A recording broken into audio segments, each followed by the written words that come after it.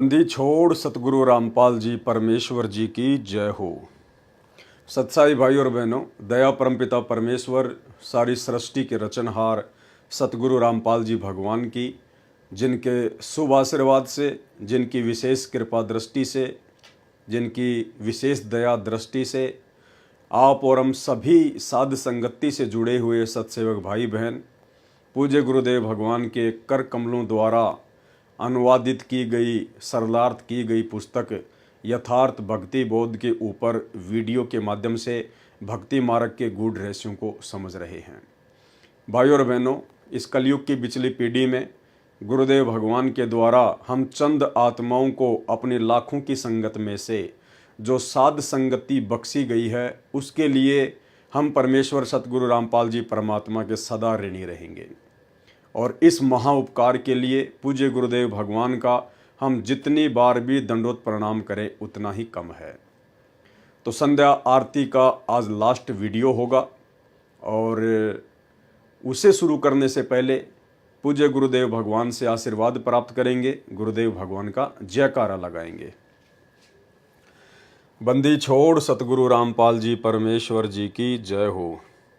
परमपिता परमात्मा सारी सृष्टि के रचनहार, कुल मालिक, असंख्य ब्रह्मांडों के स्वामी, जगत गुरु, तीनों लोकों में प्रवेश करके सबका भरण पोषण करने वाले राजाधिराज, आत्माधार, नाथों के नाथ, देवों के देव, महादेव, सर्वेश्वर, महेश्वर, मृत्युंजय, अजरो अमर, आदि अनादि सनातनी प्रभु, जगत पिता जगदीश्वर, श्री श्री 1008 की उपाधि के वास्तविक अधिकारी, अकाल मूर्त सौद स्वरूपी राम वासुदेव सर्वगतम ब्रह्म, परम पूज्य, प्रथम पूज्य, परम संत, परम पुरुष, परम धनी, परम दयालु, सत्य कबीर, हक्का कबीर, अल्लाहु कबीर, अल्लाहु अकबर, बाखबर, अल्लाह ताला, जगत के तारणहार, जगत के मुक्तिदाता, जगत के जगन्नाथ, हारे के सहारे, हिंदुओं के राम, मुसलमानों के अल्लाह, सिखों के वाहिगुरु, ईसाइयों के मसीह, दया के सागर दया निधि, करुणा के सागर करुणा निधि, स्वयंभू परिभू, संकट मोचन, कष्ट हरण, मंगल करण, दुख भंजन, अविगत कबीर, निर्विकार निर्विषम परमात्मा, अलय अलेख सतगुरु, आदि अनादि सतगुरु, असली मर्यादा पुरुषोत्तम, असली राम, असली कृष्ण, असली घनश्याम, असली मुरारी, राजाओं के राजा, महाराजाओं के महाराजा, शहंशाहों के शहंशाह, सम्राटों के सम्राट, भगवानों के भगवान, अल्लाहों के अल्लाह, प्रभुओं के प्रभु, मसीहाओं के मसीह, सच्चे वाहिगुरु, बाबाओं के बाबा, पीरों के पीर, सेठों के सेठ, जगत सेठ, सावड़सा सेठ, सर्वगुण संपन्न, अनंत कोटि कलाओं के स्वामी, अनंत कोटि ब्रह्मांडों के नायक, योगियों में महायोगी, ध्यानियों में महाध्यानी, सिद्धों में परम सिद्ध, ज्ञानियों में तत्वज्ञानी, ब्रह्म ज्ञानी, महाज्ञानी, परम ज्ञानी, सर्वश्रेष्ठ ज्ञानी, विज्ञानी, युवा कबीर, समर्थ कबीर, असमवात, अमित ओजा, सच्चे रहनुमा, करीम अल्लाह, सुभान अल्लाह, दुनिया के अंतिम पैगंबर, 8 सितंबर 1951 से गांव धनाना, जिला सोनीपत, हरियाणा, भारतवर्ष की पावन भूमि पे प्रकट रियल कल की भगवान श्री नारायण साकार हरि, बाबा साहेब, संत श्रोमणी सतगुरु रामपाल जी परमेश्वर जी के चरण कमल में साध संगति से जुड़े हुए देश विदेश से हम सभी सत्सेवक भाई बहनों का अनंत कोटि दंडोत प्रणाम।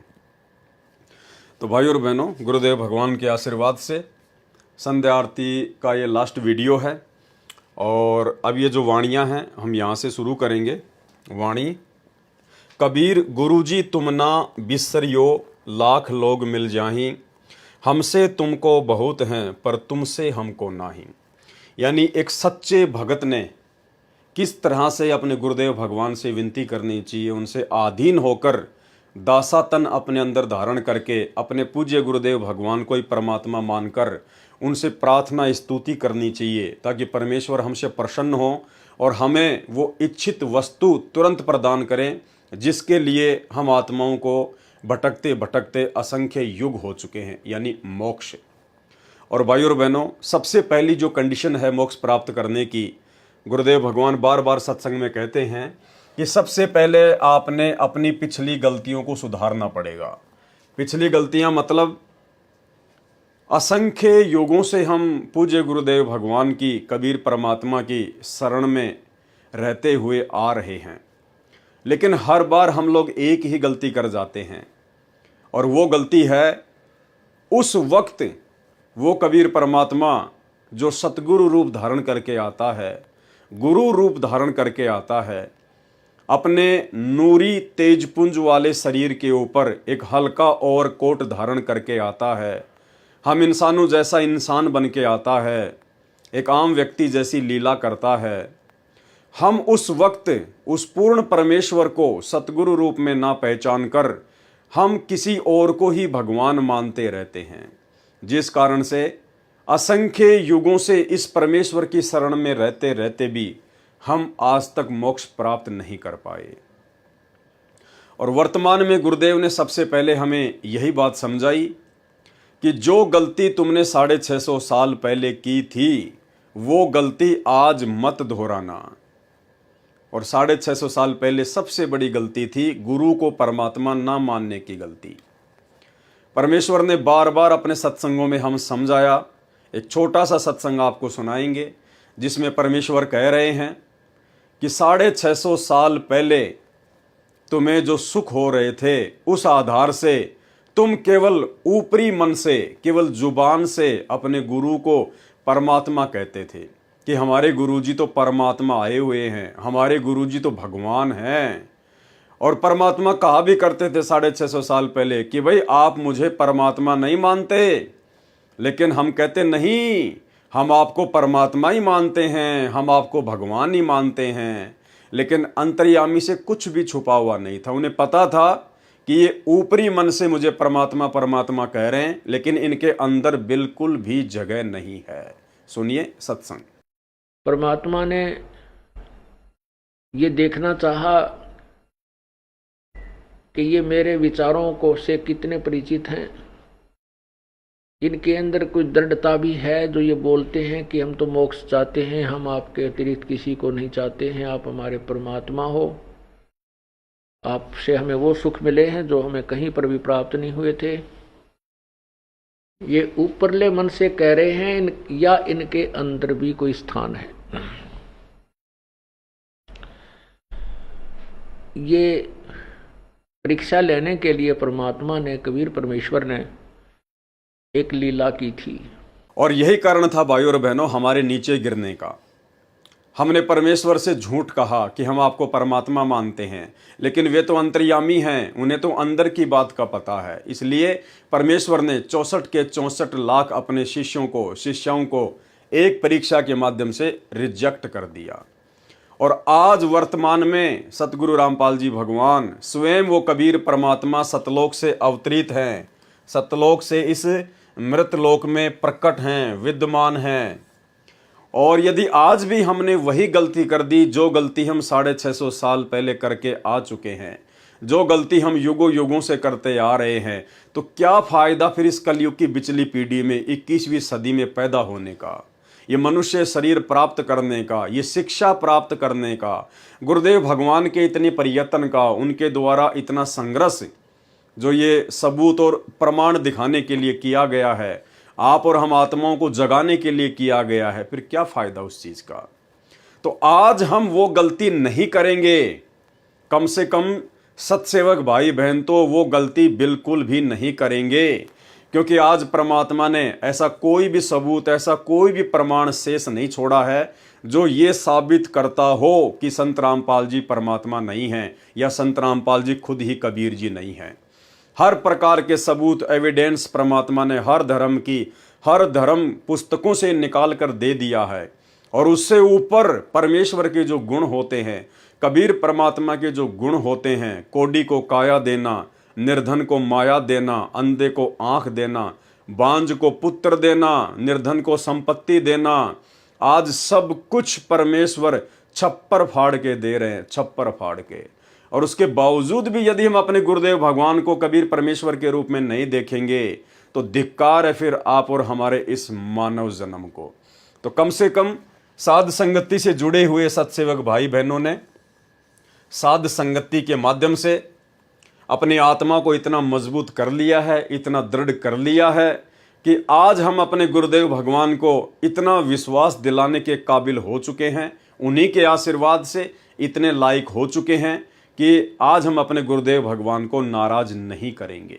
क्योंकि एक सत्संग में गुरुदेव भगवान ने बताया कि बच्चों, जब से तुम सतलोक से बिछुड़ के आए हो, उसी दिन से सतलोक से एक विमान प्रतिदिन तुम्हें लेने के लिए त्रिकुटी पर रोज आता है। लेकिन साथ में गुरुदेव ने यह भी बताया कि आज तक वो विमान खाली ही गया है। आज तक वो विमान खाली ही गया है, कोई भी उस विमान में बैठने के योग्य भगत नहीं हो पाया। तो भाइयों और बहनों, अब ये मोक्ष का प्राइम टाइम है, बिचली पीढ़ी है। परमात्मा ने कोई कसर बाकी नहीं छोड़ी है। अब यदि कोई कमी रहेगी, कोई कसर रहेगी, तो आप और हम भगत आत्माओं की अपनी खुद की अज्ञानता की रहेगी। इसलिए आज हम कम से कम गुरुदेव भगवान को नाराज ना करें। आज हम उस विमान को वापस खाली सतलोक ना जाने दें। तो कम से कम साध संगति से जुड़े हुए भाई बहन तो इस कदर परमेश्वर जी के आशीर्वाद से लायक हो चुके हैं। और इसका सबसे बड़ा प्रमाण यही है कि हमने इस दाढ़ी मूंछ वाली कबीर जी की समझे जाने वाली काल्पनिक फोटो को परमात्मा मानने से इनकार कर दिया है। हजारों लाखों सत्सेवक भाई बहन हैं देश विदेश में, किसी के भी घर में आपको ये दाढ़ी मूंछ वाली कबीर जी की कही जाने वाली नकली फोटो नहीं मिलेगी। ना हम इसे अपने दरबार में रखते, ना हम इसे अपने घर पर रखते, ना हम इस फोटो वाला लॉकेट पहनते, ना हम इस नकली कबीर का जून के महीने में कबीर प्रकट दिवस मनाते, ना हमारी इसमें किसी प्रकार की कोई श्रद्धा और कोई आस्था है। हम सत्सेवकों की पूरी श्रद्धा, पूरी आस्था, पूरा समर्पण, पूरी लगन केवल ओरिजिनल कबीर सतगुरु रामपाल जी परमेश्वर जी के चरणों में है। तो आज हम कम से कम अपने गुरुदेव भगवान को यकीन दिला सकते हैं कि आज हम उनके साथ सतलोक जाने के काबिल हो रहे हैं। और यदि थोड़ी बहुत कोई कमी होगी तो उसको भी सतगुरु रामपाल जी परमेश्वर अपने आशीर्वाद से, अपनी भक्ति से, अपनी दया दृष्टि से हम सत्सेवकों की उन कमियों को भी पूरा करेंगे। हमें इतना विश्वास है। तो हमने अपने गुरुदेव भगवान को प्रसन्न करना है।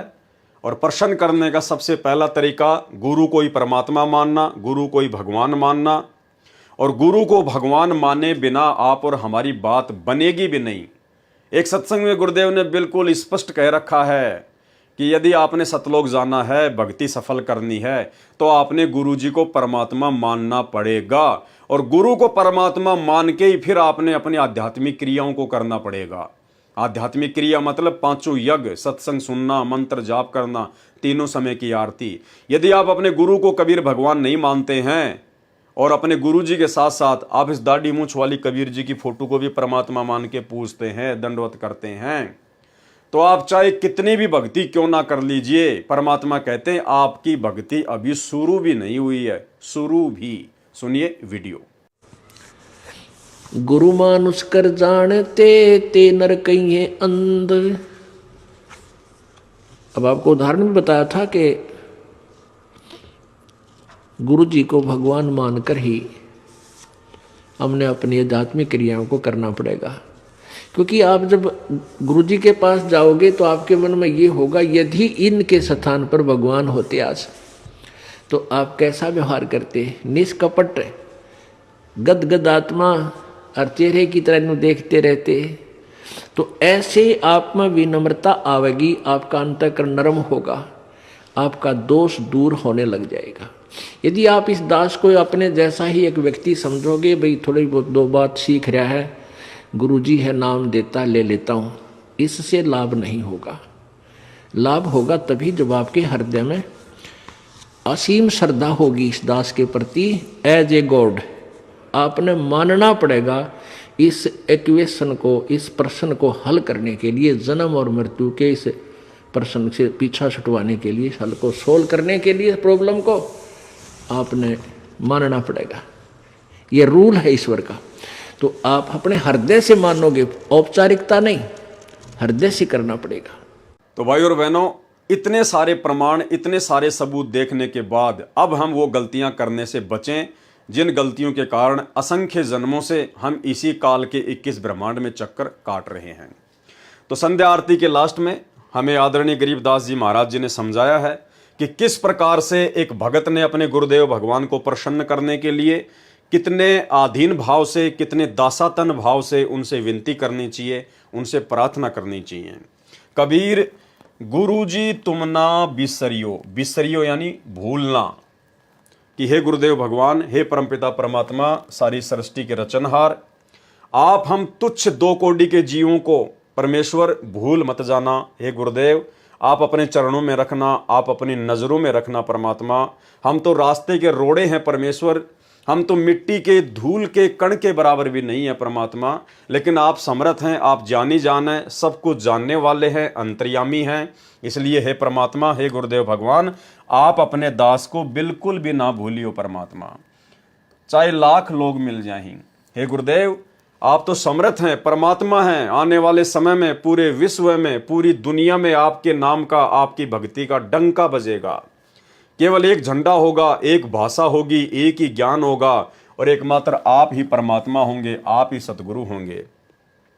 तो आपकी शरण में तो परमेश्वर लाखों अरबों खरबों जीव आएंगे। ये परमेश्वर, हमसे बढ़कर एक से एक भगत आपकी शरण में आएंगे, एक से एक आत्मा आपकी शरण में आएंगी। हम तो उन आत्माओं के भी पैरों की धूल के बराबर नहीं है गुरुदेव भगवान। ऐसी स्थिति में गुरुदेव, आप अपने इस तुच्छ छोटे से नाचीज भगत को ना भूल जाना परमात्मा। हमसे तुमको बहुत हैं। हे परमेश्वर, हमारे जैसे दो कोटि के जीव तो आपके लिए बहुत हैं, असंख्य हैं परमात्मा। हमारे जैसे तो ना जाने कितने भगत हैं आपके परमात्मा, लेकिन गुरुदेव भगवान, आप जैसे सतगुरु हमको बिल्कुल भी नहीं मिलेगा। तुमसे हमको नहीं, आप जैसे सतगुरु हमें नहीं मिलेंगे। हमारे जैसे भगत तो आपको लाखों मिल जाएंगे, करोड़ों मिल जाएंगे परमात्मा, लेकिन आप जैसे सतगुरु फिर हमें और दूजा कोई नहीं मिलेगा। इसलिए गुरुदेव भगवान, हमें अपने चरणों में बनाए रखना। कबीर गुरुजी, तुम ना भूलियो, चाहे लाख लोग मिल जाहीं। हमसे तुमको बहुत हैं, पर तुमसे हमको नहीं। कबीर, तुमरे बिसारे क्या बने। बिसारना यानी भूल जाना, भुला देना। मैं किसकी शरण में जाऊं, शिव विरंची मुनि नारदा, तिनके हृदय न समाऊं। हे गुरुदेव भगवान, हे सतगुरु रामपाल जी परमेश्वर, तुमरे बिसारे क्या बने, मैं किसकी शरण में जाऊं। हे गुरुदेव भगवान, यदि आपने हमें भुला दिया, यदि आपने हमें अनदेखा कर दिया, तो परमेश्वर, मैं किसकी शरण में जाऊंगा। और कौन है आपके अलावा जिसकी शरण ग्रहण करनी चाहिए। आप सबसे सर्वशक्तिमान हैं, आप सर्वज्ञ हैं परमेश्वर, सर्व सृष्टि के रचनहार हैं। आपके अलावा परमात्मा इस सृष्टि में अन्य कोई देव नहीं है जिसकी शरण ग्रहण करनी चाहिए, जो हमें मुक्ति दिला दे, जो हमें मोक्ष दिला दे, जो हमें 84 लाख योनियों के कष्टों से दूर कर दे। तुमरे बिसारे क्या बने, जो मैं किसकी शरण में जाऊं। शिव विरंची मुनि नारदा, तिनके हृदय न समाऊं। शिव यानी शंकर भगवान, विरंची यानी श्री ब्रह्मा जी, मुनि नारदा यानी ब्रह्मा जी का पुत्र नारद। कहते हैं परमात्मा, आपने यदि हमें नीचे गिरा दिया, आपने यदि हमें भुला दिया, तो परमात्मा हम तो ना घर के रहेंगे ना घाट के रहेंगे गुरुदेव भगवान। क्योंकि आपकी भक्ति लेने के बाद हमने अन्य सभी देवी देवताओं की पूजा पाठ करना छोड़ दिया है। हमने उनको अपने इष्ट रूप में मानना छोड़ दिया है। जो पहले हम अज्ञानता के चलते उनको अपना भगवान मानते थे, अपना इष्ट मानते थे। हे परमेश्वर, जब से हमने आपको अपना इष्ट बनाया है, आप सतगुरु को ही हमने अपना इष्ट बनाया है, अपना परमात्मा बनाया है, अपना भगवान माना है, तब से ये अन्य नकली भगवान, 21 ब्रह्मांड की सभी शक्तियां, 33 करोड़ देवी देवता, ब्रह्मा विष्णु महेश, काल दुर्गा, ये भी हमसे नाराज हैं, हमसे खफा हैं, और ये मौका देख रहे हैं कि कब ये भगत अपने सतगुरु के चरणों से दूर हटे, कब ये भगत मर्यादा तोड़े, और मैं इसको अपने जाल में, अपने षड्यंत्र में पहले से कहीं ज्यादा जबरदस्त तरीके से फंसा लूं। तो हे परमेश्वर, हे सतगुरुदेव भगवान, आपके अलावा तो यहाँ सब हमारे शत्रु ही शत्रु हैं परमात्मा। यदि आपने भुला दिया हमें, तो परमात्मा किसी और की शरण में जाने के लायक नहीं हैं। ये शिव विरंची मुनि नारदा, ये सब हमारे से खफा हैं, हमारे से नाराज हैं। तिनके हृदय ने समाऊं। परमात्मा, अब हम इनको अच्छे नहीं लगते, अब हम इनके हृदय में समाने के लायक बिल्कुल भी नहीं है। इसलिए परमेश्वर, आपके अलावा हम जीवों का सृष्टि में, इस ब्रह्मांड में और कहीं कोई ठोर ठिकाना नहीं है। इसलिए हे गुरुदेव भगवान, हम तुच्छ, नीच, जड़ बुद्धि, मंद बुद्धि, महाअज्ञानी दो कोटि के जीवों को अपनी शरण में रखना परमात्मा, आपसे इतनी अरदास है। कबीर अवगुण किए तो बहुत किए, करत न मानी हार, और भावे बंदा बख्श दियो, भावे गर्दन तार। हे गुरुदेव भगवान, हे कबीर परमात्मा सतगुरु रामपाल जी परमेश्वर, आप जी की शरण में आने से पहले परमात्मा अवगुण किए तो बहुत किए। मालिक, हमने बहुत अवगुण किए, बहुत कुकर्म किए परमात्मा। शुभ कर्म हमने एक भी नहीं किया, क्योंकि ना ज्ञान था, ना भक्ति थी, ना परमात्मा था। काल की आगोश में थे, काल सिर पर बैठा था परमात्मा। इसने जो भी कर्म करवाए स्वार्थ के लिए उल्टे ही कर्म करवाए। तो अवगुण किया तो बहुत किया, करत न मानी हार, कभी थके नहीं परमात्मा। और भावे बंदा बख्श दियो, भावे गर्दन तार। हे गुरुदेव भगवान, अब हम आपकी शरण में आ गए हैं परमात्मा, आप समर्थ की शरण में आ गए हैं।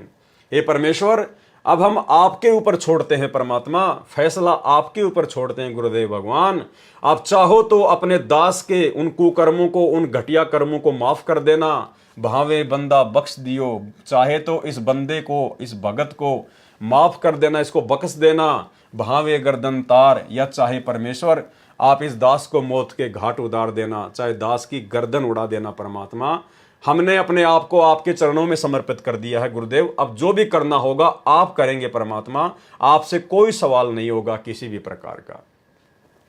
कबीर अवगुण मेरे बाप जी, बख्शो गरीब निवाज। हे परमेश्वर, मेरे उन अनंत अवगुणों को जो मैंने युगों युगों से किए हैं परमात्मा, बिना भक्ति के, बिना जानकारी के, अवगुण मेरे बाप जी, बख्शो गरीब निवाज। गरीब निवाज यानी दीन दयाल परमात्मा, दुखियों का भगवान। हे परमेश्वर, हे सतगुरु रामपाल जी भगवान, मेरे उन अवगुणों को माफ करना परमात्मा, जो मैंने अनजाने में किए हैं।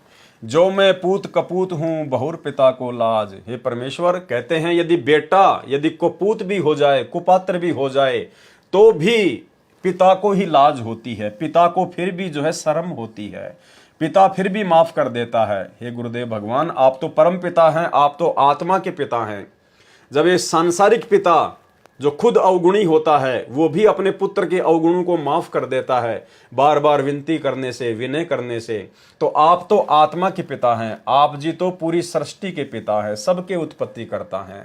आपसे बढ़कर कौन है परमेश्वर। हे गुरुदेव, हमारे उन अवगुणों को, मुझ नीच को कपूत समझकर माफ कर दीजिए परमेश्वर। कबीर मैं अपराधी जन्म का, नक्सिक भरे विकार, और तुम दाता दुख भंजना, मेरी करो संहार। हे गुरुदेव भगवान, हे सतगुरु रामपाल जी परमेश्वर, मैं तो जन्म जन्मांतरों से आपका अपराधी हूं परमात्मा, क्योंकि शास्त्र विरुद्ध साधना करते रहने से मैंने हमेशा पाप ही किए हैं परमेश्वर। मैंने कोई अच्छा काम किया ही नहीं कभी।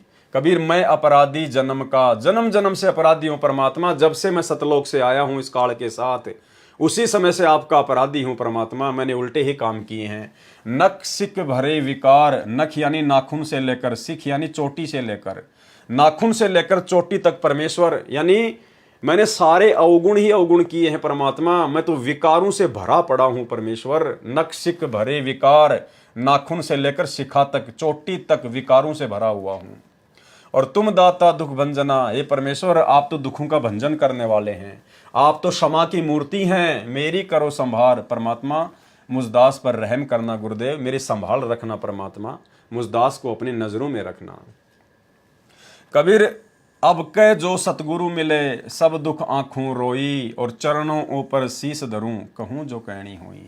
तो हमें तो सतगुरु मिल गए हैं, और अब मौका है हमारे पास में उन तमाम गलतियों की समायाचना करने का। जो भी कुछ अपने मन की बात हैं, जो हम युगों युगों से नहीं कह पा रहे थे, आज हम वो बातें अपने गुरुदेव से हम करेंगे, हम करते हैं। हम अपने गुरुदेव की चरण सेवा में बैठते हैं, अपने मन की बात करते हैं परमात्मा से। यानी जो भी हमने कुछ कहना है, अब हम अपने गुरुदेव भगवान से कहेंगे, अपने परमात्मा से कहेंगे, अपनी आत्मा के पति से कहेंगे अपने मन की बात। कबीर जैब के सतगुरु मिले, सब दुख आंखों रोई, और चरणों ऊपर शीस धरूं, कहूं जो कहनी होई। कबीर साईं मिलेंगे, पूछेंगे कुशलात, और आदि अंत की सब कहूं अपने दिल की बात। यानी सेम ही भावार्थ है उस लाइन का, कि अब की बार जब मुझे गुरुदेव भगवान मिलेंगे, मेरा उनसे साक्षात्कार होगा, मेरी उनसे भेंट होगी, तो मैं अपने दिल की सारी बातें दिल खोलकर अपने गुरुदेव भगवान के सामने रखूंगा। क्योंकि और कोई है नहीं यहाँ पे आत्मा की सुनने वाला, आत्मा की पुकार सुनने वाला केवल एक परमात्मा है, कबीर देव। और आज वो कबीर परमात्मा सतगुरु रामपाल जी के रूप में धरती पर प्रकट हैं। तो अब हम अपने दिल की बात, अपनी आत्मा की बात, अपने मन की बात दिल खोलकर अपने गुरुदेव भगवान से करेंगे। कबीर अंतर्यामी एक तुम आत्म के आधार, और जो तुम छोड़ो हाथ तो मैं कौन उतारे पार। हे गुरुदेव भगवान, हे कबीर परमेश्वर सतगुरु रामपाल जी, आप ही अंतर्यामी हैं परमात्मा, और कोई अंतर्यामी नहीं है, क्योंकि अंतर्यामी सृष्टि में केवल एक ही होता है, अन्य नहीं होता है। अंतर्यामी एक तुम आत्म के आधार, यहाँ पे भाई और बहनों तू शब्द है, अंतर्यामी एक तू, यानी अब हमें पता चल गया है कि हमारे पूज्य गुरुदेव भगवान एकमात्र सम्मान और आदर के हकदार हैं। इसलिए अपने गुरुदेव भगवान के लिए हम तू शब्द यूज नहीं कर सकते, हम यहाँ पर तुम कहेंगे। तुम कबीर अंतर्यामी एक तुम आत्म के आधार, यानी आप आत्मा के आधार हो परमात्मा, आप अंतर्यामी हो। ये आत्मा केवल आपके ऊपर आधारित है, इस आत्मा का कल्याण आप ही करवा सकते हो परमेश्वर। जो तुम छोड़ो हाथ तो मैं कौन उतारे पार। हे गुरुदेव, यदि ऐसे में आपने भी हमारा साथ छोड़ दिया, हम तो हैं ही अवगुणी परमात्मा, हम तो हैं ही विकारी, इसलिए परमेश्वर आप दया करना। यदि आपने भी हमारा हाथ छोड़ दिया तो इस भवसागर में परमात्मा हमारा हाथ पकड़ने वाला और दूसरा कोई नहीं है, हमारे को यहाँ से पार उतारने वाला, 21 ब्रह्मांड से हमारी नैया को पार उतारने वाला, सतलोक भेजने वाला और कोई नहीं है। इसलिए परमेश्वर अपने दास पर, अपनी दासियों पर सदैव अपना प्यार भरा आशीर्वाद बनाए रखना। तो इस प्रकार से हमने अपने गुरुदेव भगवान से इन वाणियों के माध्यम से और बहुत ही आधीन भाव से हमने विनती करनी है। कबीर जी के दोहे का सरलार्थ परमेश्वर कबीर जी ने चित्रार्थ किया है कि भगत की कैसी श्रद्धा होनी चाहिए। भगत की अपने गुरु जी के प्रति ऐसी श्रद्धा होनी चाहिए। कैसी? शिष्य कहे कि हे गुरुदेव, आप जी हमारे को ना भुलाना, चाहे आपके लाख अनुयायी हो जाएं, क्योंकि हमारे जैसे शिष्य तो आपके बहुत हैं, परंतु हमारे को आप जैसा ज्ञान संपन्न गुरु पृथ्वी पर नहीं है। गुरु जी तुम ना बिसरियो, चाहे लाख लोग मिल जाहीं, और हमसे तुमको बहुत हैं पर तुमसे हमको नहीं। कबीर तुमरे बिसारे क्या बने, मैं किसकी शरण में जाऊं, और शिव विरंची मुनि नारदा इनके हृदय न समाऊं। यदि आप मुझे बिसर गए, भूल गए तो मेरा क्या होगा, मैं किसकी शरण में जाऊंगा। यदि आप मुझे भूल गए तो मेरा क्या होगा, मैं किसकी शरण में जाऊं। आपका ज्ञान अन्य को सुनाता हूं कि केवल एक परमात्मा की भक्ति पूजा करो, अन्य देवताओं की पूजा मत करो। एक कै साधे सब सदें, सब साधे सब जाए, माली सींचे मूल को फले फूले अघाए। जिस कारण से सब देवता, शिव विरंच यानी ब्रह्मा जी आदि तीनों देवताओं तथा नारद मुनि जी भी मुझसे खफा हैं, नाराज हैं, अप्रसन्न हैं। उनके हृदय में मेरे लिए स्थान नहीं है, उनको मैं एक आंख अच्छा नहीं लगता। इसलिए कृपा आप ना भूल जाना। हे गुरुदेव, आप हमें ना भुला देना। आप अपने दास को, अपनी दासियों को हमेशा अपनी नज़रों में रखना, अपना आशीर्वाद बना के रखना। अवगुण किए तो बहुत किए, करत न मानी हार, और भावे बंदा बख्श दियो, भावे गर्दन तार। हे परमेश्वर, अनगणित पाप कर दिए, कभी हार नहीं मानी। कभी हम कसाई बने, कभी हम राजा बने। राजा तो कसाई से भी ज़्यादा पाप कमाता है। हम जो एक किसानी का काम करते हैं, इसमें भी परमात्मा कहते हैं एक हड़ाई और 100 कसाई, इतना पाप खेती बाड़ी में होता है। तो आज से पहले जब हम परमात्मा की शरण में नहीं थे तो ये सारे पाप कर्म हमारे ऊपर लगते थे। इसलिए कहा है, हे परमेश्वर, अनगणित पाप कर दिए, कभी हार नहीं मानी। अर्थात बिना ज्ञान के पाप भी उमंग के साथ करता रहा, कभी आलस्य नहीं किया। हे परमात्मा, हे गुरुजी, हे परमात्मा, हे गुरुजी, यानी गुरुजी को ही परमात्मा कहना होता है, गुरुजी ही परमात्मा होता है। भाई और बहनों, ये बीच बीच में परमात्मा इस प्रकार से संकेत करते हैं। देखो, हे परमात्मा, फिर हे गुरुजी, यानी गुरु ही परमात्मा रूप में धरती पर प्रकट होते हैं। आज सतगुरु रामपाल जी स्वयं ही परमात्मा हैं, स्वयं ही ये कबीर देव हैं। और इसीलिए तो हमने इस दाढ़ी मूंछ वाली कबीर जी की नकली फोटो को परमात्मा मानना छोड़ दिया है। हे परमात्मा, हे गुरुजी, अब आपकी शरण में आ गया हूं, चाहे इस बंदे, इस मनुष्य को, इस भगत को क्षमा करो, चाहे गर्दन उतार लो, परंतु रखियो अपनी शरण में। हे गुरुजी, आप मेरे ऊपर ऐसी मेहर दया करो जैसे पिता अपने पुत्र के सर्व अपराधों को क्षमा करता है। जो मैं पूत कपूत हूं, बहुर पिता को लाज। ऐसे ही गुरुदेव रूपी मेरे पिताजी मुझे क्षमा करो। हे गरीब निवाज, मेरे अवगुण बख्शो। यदि मैं अच्छा शिष्य नहीं हूं, यदि मैं कपूत हूं, तो आप पिता के तुल्य हैं। यदि आप मेरे पाप क्षमा नहीं करोगे तो पिता होने के नाते शर्म लगेगी। जो मैं पूत कपूत हूं, बहुर पिता को लाज। यदि आपकी शरण में आने के बाद भी आपने मेरे पाप कर्मों का सत्यानाश नहीं किया, मेरे उन अपराधों को क्षमा नहीं किया, मुझ नीच को नहीं बख्शा, तो एक पिता होने के नाते आपको शर्म लगेगी। बहुर पिता को लाज। तो ऐसे प्रार्थना करने से फिर गुरुदेव भगवान हम आत्माओं के ऊपर दया बख्शते हैं। हे गुरुदेव, तत्व ज्ञान ना होने के कारण मैं तो जन्म से ही गलतियां अपराध करता आ रहा हूं।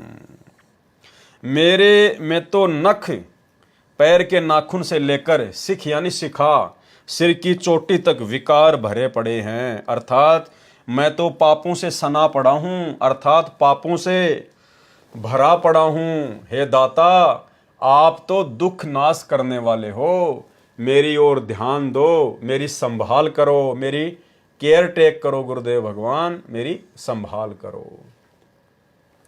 तत्व ज्ञान के पश्चात भगत की श्रद्धा ऐसी हो जाती है, भगत कहता है कि यदि अब की बार सतगुरु मिल गए, जय इबके सतगुरु मिले, सब दुख आंखों रोए, और चरणों ऊपर शीस धरूं, कहूं जो कहनी होए। अब की बार सतगुरु मिल गए तो अपना सर्व दुख रो रो कर बताऊंगा, चरणों के ऊपर सिर रखकर सर्व बातें करूंगा। परमेश्वर कबीर जी ने भगत की सच्ची श्रद्धा के लक्षण बताए हैं कि भगत कहता है कि साईं अर्थात गुरुदेव मिलेंगे, कबीर साईं मिलेंगे, पूछेंगे कुशलात, आदि अंत की सब कहूं अपने दिल की बात। कि साईं अर्थात गुरुदेव मिलेंगे। देखो साईं का मतलब क्या होता है? परमात्मा, भगवान, मालिक। और यहाँ गुरुदेव कह रहे हैं साईं अर्थात गुरुदेव, यानी वो गुरुदेव ही साईं है, गुरुदेव ही मालिक है, गुरुदेव ही परमात्मा है, कबीर है। कि साईं अर्थात गुरुदेव मिलेंगे, कुशल मंगल पूछेंगे, आदि अंत अर्थात शुरू से लेकर आखिर लास्ट तक की अपने दिल की सब बातें कहूंगा। हे गुरु भगवान, क्या कहा है? हे गुरु भगवान, यानी गुरु ही भगवान होता है। हे गुरु भगवान, आप तो अंतर्यामी हैं, अंतर्यामी एक तुम, आत्म के आधार, और एकमात्र आप ही आत्मा के सहारा हैं, आत्मा के आधार हैं। और जो तुम छोड़ो हाथ तो मुझे कौन उतारे पार। यदि आपने मेरा हाथ छोड़ दिया तो मुझे कोई पार नहीं कर सकता। आप इस भले बुरे दास दासी को चरणों से दूर मत करना, अपनी शरण में रखना। परमेश्वर कबीर जी के दोहों का सरलार्थ संपूर्ण हुआ। शब्द नंबर 5 ये लास्ट का है। मेरे गुरुदेव भगवान के सरलार्थ की आवश्यकता नहीं है, यह तो अपने आप ही सरल है। मेरे गुरुदेव भगवान दियो काट काल की फांसी। तो गुरुदेव भगवान ने जानबूझकर इस शब्द के सरलार्थ को अपने कर कमलों से नहीं लिखा, जानबूझ के छोड़ दिया परमात्मा ने। और कह रहे हैं कि यह तो अपने आप में बहुत सरल है, जबकि पूरी संध्या आरती में यदि सबसे कठिन कोई शब्द है, सबसे कठिन यदि कोई चौपाइयां हैं, तो मेरे गुरुदेव भगवान के सरलार्थ की हैं, जिनके अंदर परमात्मा ने लास्ट की 2 चौपाइयों में गहरा गूढ़ ज्ञान छुपा रखा है। अब भाई और बहनों, ये जो शब्द है मेरे गुरुदेव भगवान दियो काट काल की फांसी, ये कोई आदरणीय गरीबदास जी महाराज जी का लिखा हुआ नहीं है, ये कोई कबीर जी का लिखा हुआ नहीं है, किसी अन्य साधु संत महात्मा का लिखा हुआ नहीं है। ये स्वयं सतगुरु रामपाल जी परमेश्वर जी ने अपने कर कमलों से गुरु शिष्य परंपरा का निर्वाह करते हुए और अपने पूज्य गुरुदेव, अपने मुंह बोले पूज्य गुरुदेव, आदरणीय राम देवानंद जी के महिमा में लिखा है। क्योंकि 17 फरवरी 1988 को सतगुरु रामपाल जी ने गुरु शिष्य परंपरा का निर्वाह करते हुए जिस प्रकार 650 साल पहले इसी परमात्मा ने, जब ये कबीर नाम से आए थे, इन्होंने काशी के पंडित रामानंद जी को अपना मुंह बोला गुरु बनाया। दुनिया की नजरों में तो कबीर जी के गुरु पंडित रामानंद जी थे, लेकिन आध्यात्मिक दृष्टि से पंडित रामानंद जी के गुरु कबीर जी थे। तो आज वही परमात्मा धरती पर प्रकट है, वही कबीर धरती पर प्रकट है, सतगुरु रामपाल जी परमेश्वर जी के रूप में। तो लीला भी परमात्मा वही करेंगे, जाहिर सी बात है। अब आप और हमें तो बताएंगे नहीं, ना उन्होंने किसी को 650 साल पहले बताया। तो आज भी परमेश्वर सेम वही भूमिका, वही लीला कर रहे हैं। और 17 फरवरी 1988 के दिन आदरणीय राम देवानंद जी को अपना मुंह बोला गुरु बनाया।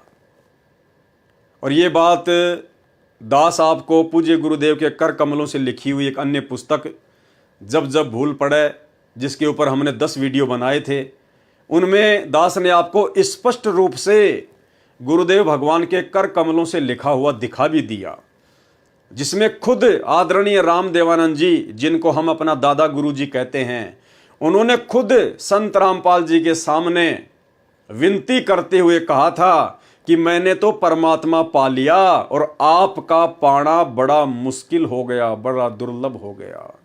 खुद संत रामपाल जी से दादा गुरुजी विनती कर रहे हैं। और भी बहुत सारी जगह गुरुदेव भगवान ने संकेत छुपाए हुए हैं, जो हमने उस पुस्तक के अनुवाद के समय देखे, समझे और पढ़े। तो भाइयों और बहनों, ये जो शब्द है महिमा का, मेरे गुरुदेव भगवान दियो काट काल की फांसी, ये सतगुरु रामपाल जी परमेश्वर जी ने अपने मुंह बोले गुरु आदरणीय राम देवानंद जी की महिमा में लिखा है, गुरु शिष्य परंपरा का निर्वाह करते हुए। आप और हमें ये सिखाने के लिए, ये समझाने के लिए कि एक सच्चे भगत का अपने गुरु जी के प्रति कितना प्रेम होना चाहिए, गुरु जी के प्रति कितनी श्रद्धा होनी चाहिए, कितनी अगाध और अटूट श्रद्धा होनी चाहिए। तो गुरुदेव ने जानबूझकर आप और हमारी परीक्षा के लिए, आप और हम भक्तों की कॉमन सेंस को चेक करने के लिए जानबूझकर सतगुरु रामपाल जी परमेश्वर जी ने यहां पर यह लिखा है कि मेरे गुरुदेव भगवान के सरलार्थ की आवश्यकता नहीं है, यह तो अपने आप ही सरल है। भाई और बहनों, ये संध्या आरती हम करते हैं रोजाना। ये तीनों समय की आरतियां गुरुदेव ने भक्ति बोध पुस्तक में डालकर आप और हमें दी हुई है। किस लिए? अपने गुरुदेव भगवान की स्तुति के लिए, उनकी महिमा के लिए। और लास्ट में जब हम संध्या आरती करते हैं और लास्ट का जो ये शब्द है मेरे गुरुदेव भगवान, तो आप और हम रोज अपने गुरुदेव भगवान की स्तुति करते हैं, महिमा करते हैं। तो अपनी स्तुति को, अपनी महिमा को गुरुदेव भगवान कैसे लिख कर बताएंगे? क्या हमारे अंदर इतनी कॉमन सेंस भी नहीं है? क्या तत्वदर्शी संत की शरण में आने के बाद और 30 वर्षों से इतना ज्ञान लेने के बाद क्या आज भी गुरु को यह बताने की आवश्यकता पड़ेगी कि भाई तुम लोगों ने किस प्रकार से मेरी महिमा करनी है, तुम भक्तों ने किस प्रकार से अपने गुरु सतगुरु रामपाल जी को महत्व देना है? क्या आज भी गुरुजी बताएंगे हमें? तो फिर धिक्कार है आप और हमारे को, जो हमने गुरुदेव भगवान से इतना अनमोल तत्व ज्ञान प्राप्त किया और उसके बावजूद भी हम गुरु महिमा को नहीं समझ पा रहे, गुरु के महत्व को नहीं समझ पा रहे।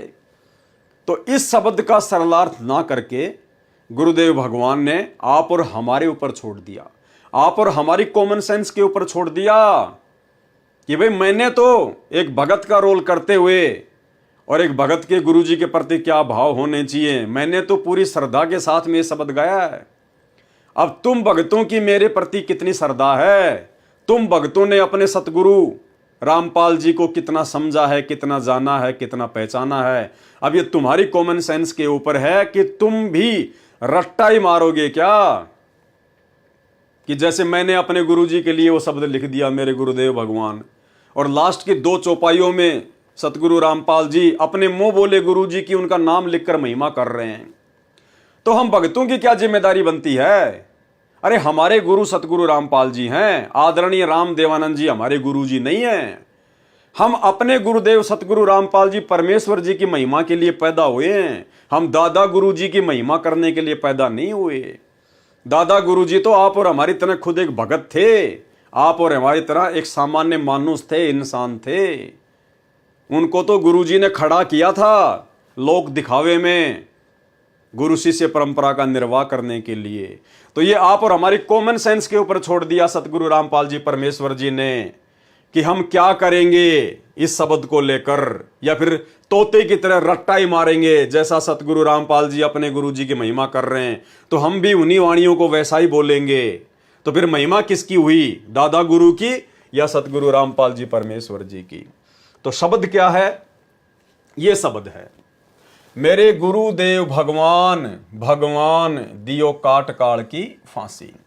सबसे पहले तो भाई और बहनों, संध्या आरती के माध्यम से हम जितने भी सतगुरु रामपाल जी परमेश्वर जी के शिष्य और शिष्या हैं, उनकी महिमा में इस भजन को गाने का, इस शब्द को गाने का औचित्य तभी बनता है जब आप गुरुदेव शब्द के अर्थ को समझ जाएं कि गुरुदेव का मतलब क्या होता है, गुरुदेव का मीनिंग क्या होता है, परिभाषा क्या होती है गुरुदेव की।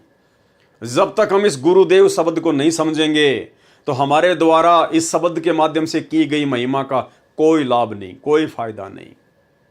हम महिमा तो कर रहे हैं अपने गुरुदेव भगवान सतगुरु रामपाल जी की, और उन्हें कह रहे हैं मेरे गुरुदेव भगवान दियो काट काल की फांसी, मेरे गुरुदेव भगवान दियो काट काल की फांसी। हम अपने गुरुदेव को भगवान भी कह रहे हैं, और एक बार नहीं 2 बार कह रहे हैं, और उसके बावजूद भी भगवान मान रहे हैं इस दाढ़ी मूंछ वाले कबीर जी की नकली फोटो को। परमात्मा मान रहे हैं, भगवान मान रहे हैं इस कबीर जी की नकली फोटो को। तो फिर आपने अपने गुरुदेव की महिमा की, क्या महिमा किया आपने? आप तो दोगला आचरण कर रहे हैं जो भक्ति मार्ग में नहीं चलता। तो सतगुरु रामपाल जी परमेश्वर जी ने गुरुदेव शब्द का क्या अर्थ बताया। गुरु देव, देव का अर्थ बताया परमात्मा, भगवान, मालिक। गुरुदेव यानी गुरु भगवान। उसके बावजूद भी परमात्मा ने 2 बार भगवान लिखा है ताकि हमारी आंखें खुलें, अन्यथा गुरुदेव शब्द ही काफी है गुरु को परमात्मा मानने के लिए। सुनिए गुरुदेव शब्द की परिभाषा। हरण कर लिया है तो फिर उसके विषय में बताते हैं, गुरु मानुष कर जानते ते नर कहिए अंध, ओवे दुखी संसार में आगे यम के फंद।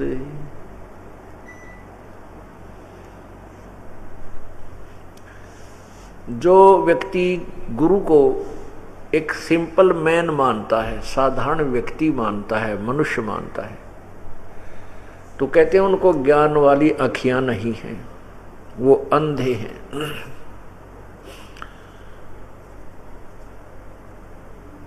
फिर वो कहते हैं उनको पूर्ण लाभ उस संत से नहीं मिलेगा।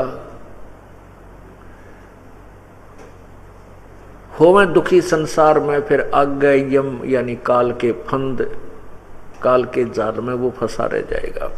गुरु मानुष कर जानते और करे चरणामृत को भी पान, ते नर नरक में जावेंगे भाई युग युग बने समान। गुरु आपने धारण भी कर रखा है और गुरु जी को आप वैसे साधारण व्यक्ति मान रहे हो, और फिर देखम देखा दूसरे चरणामृत बनाकर ग्रहण कर रहे हैं, और वो भी ले रहा है, वो लोग दिखावा है, उससे लाभ नहीं होगा, अर्थात उसको परमात्मा की प्राप्ति नहीं होगी, मोक्ष नहीं होगा। अब प्रश्न उठता है, तो क्या गुरु भगवान होता है?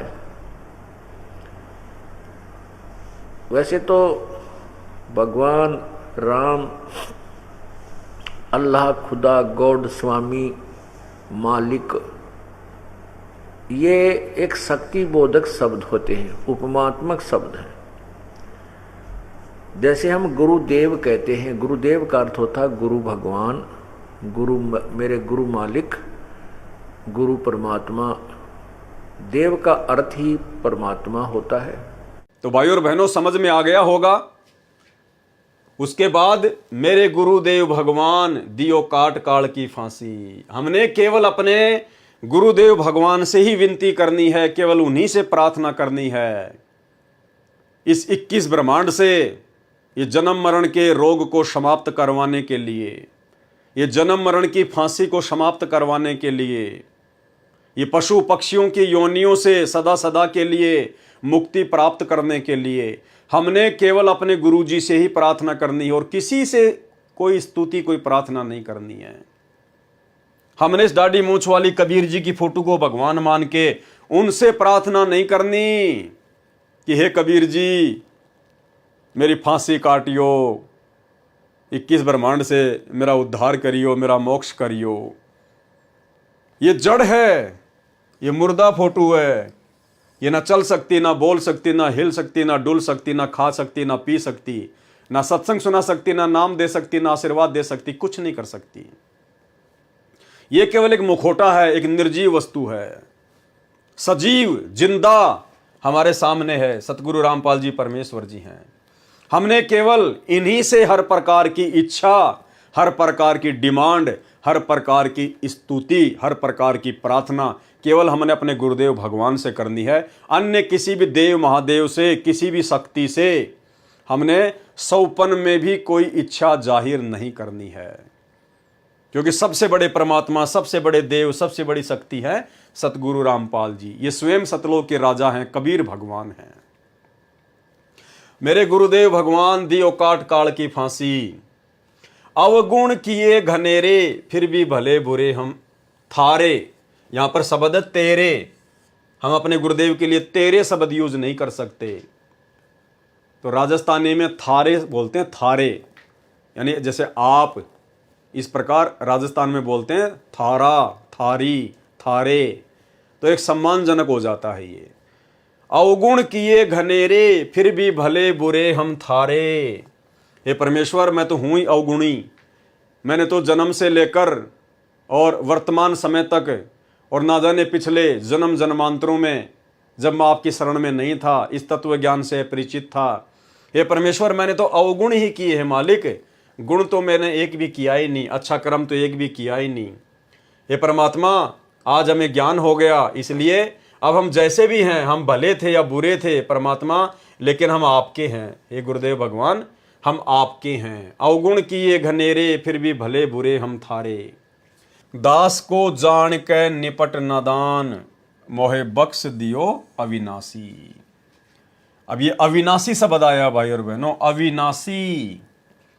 अविनाशी किसको कहते हैं? जिसका नाश करने में कोई भी सक्षम ना हो। अविनाशी, जिसका किसी भी देश काल और परिस्थिति में विनाश ना हो, जिसको काल ना खा सके, उसको कहते हैं अविनाशी। और महिमा किसकी कर रहे हैं हम? अपने गुरुदेव भगवान की।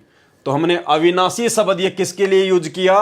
अपने गुरुदेव भगवान के लिए, सतगुरु रामपाल जी परमेश्वर जी के लिए। तो कौन है सतगुरु रामपाल जी परमेश्वर? अविनाशी। तो अविनाशी मां के गर्भ से जन्म लेके आएगा क्या? अरे अविनाशी परमात्मा 8 सितंबर 1951 को मां के गर्भ से जेल में लिपट के आएगा क्या? ये कॉमन सेंस की बात है। और इसीलिए हम सत्सेवकों ने सतगुरु को अविनाशी मानकर 8 सितंबर को इनका प्रकट दिवस मनाना शुरू किया। और इस कागज की फोटो को जो कबीर भगवान की समझी जाती है, हमने इसको रिजेक्ट कर दिया कि हमारे अविनाशी हमें समझ में आ चुके हैं। अविनाशी सतगुरु, अविनाशी परमात्मा केवल सतगुरु रामपाल जी परमेश्वर हैं। तो यहां पर अविनाशी शब्द कहकर परमेश्वर की महिमा की गई है, अविनाशी कहकर। तो भाई या तो आप सतगुरु रामपाल जी परमेश्वर जी को अविनाशी कहना छोड़ दो। अगर आप जी इस दाढ़ी मूंछ वाली कबीर जी की फोटो को भगवान मानते हैं, जून के महीने में इसका प्रकट दिवस मनाते हैं, तो फिर आप संत रामपाल जी को अविनाशी कहना छोड़ दीजिए। फिर आप ये दो नाव की सवारी भक्ति मार्ग में नहीं चलेगी। ना घर के रहोगे, ना घाट के, अंत में धोबी के कुत्ते बन के घूमोगे यहीं पे। क्योंकि गुरु मानुष कर जानते, ते नर कहिए अंध, ओमें दुखी संसार में, और आ गए यम के फंद। कबीरा ते नर अंध हैं जो गुरु को कहते और हरि के रूठे ठोर हैं, गुरु रूठे नहीं ठोर। यदि आप अपने गुरु जी को परमात्मा नहीं मानते हैं, अविनाशी नहीं मानते हैं, कबीर नहीं मानते हैं, तो भाई और बहनों, फिर इस जन्म में तो मोक्ष की उम्मीद बिल्कुल भी मत करना। और अपने गुरुदेव को परमात्मा नाम मानने का सबसे पहला जो पॉइंट है वो यही है, यदि आप इस दाढ़ी मूंछ वाली कबीर जी की फोटो को परमात्मा मानते हैं, आप अपने घर पर इस फोटो को रखते हैं, अपने दरबार में इस फोटो को रखते हैं, इस फोटो के आगे यदि आप जोत जलाते हैं, दंडवत करते हैं, इस फोटो का लॉकेट पहनते हैं, तो अभी आपने अपने गुरु जी को परमात्मा नहीं माना। तो यहां पर अविनाशी शब्द है। अविनाशी शब्द केवल परमेश्वर के लिए यूज होता है, और परमात्मा पूरी सृष्टि में केवल एक ही है, 2 या 3 नहीं है। और वो एक परमात्मा आज हमारे गुरुदेव भगवान के रूप में प्रकट हैं। तो इससे भी ये साबित हो जाता है कि सतगुरु रामपाल जी परमेश्वर ही पूर्ण ब्रह्म परमात्मा है, कबीर देव हैं। अब ये सारी बातें सतगुरु रामपाल जी भगवान थोड़ी बताएंगे हमें। वो थोड़ी कहेंगे कि मैं अविनाशी हूं, मैं कबीर हूं, मैं सबका भगवान हूं। इसीलिए तो परमात्मा ने इसका सरलार्थ नहीं किया, हम भक्तों की कॉमन सेंस पर छोड़ दिया कि इतना समझाने के बाद, इतना ज्ञान देने के बाद अब भी अगर ये लकीर के फकीर बने हुए हैं तो क्या फायदा फिर इनको आगे सतलोक ले जाने का। उससे अच्छा तो गंदगी यही ठीक है। तो अविनाशी का मतलब होता है वो परमात्मा जो कभी विनाश में नहीं आता। और विनाश में कौन नहीं आएगा? जिसका जन्म नहीं होता। भाई जिसका जन्म होगा वो तो मरेगा, विनाश में आएगा। और जो है अविनाशी, जो स्वयंभू है, उसका कौन क्या नाश कर देगा, कौन क्या बिगाड़ देगा।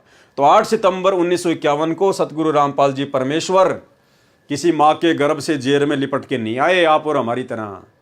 ये स्वयंभू परमात्मा है, ये अनंत कोटि कलाओं का स्वामी है।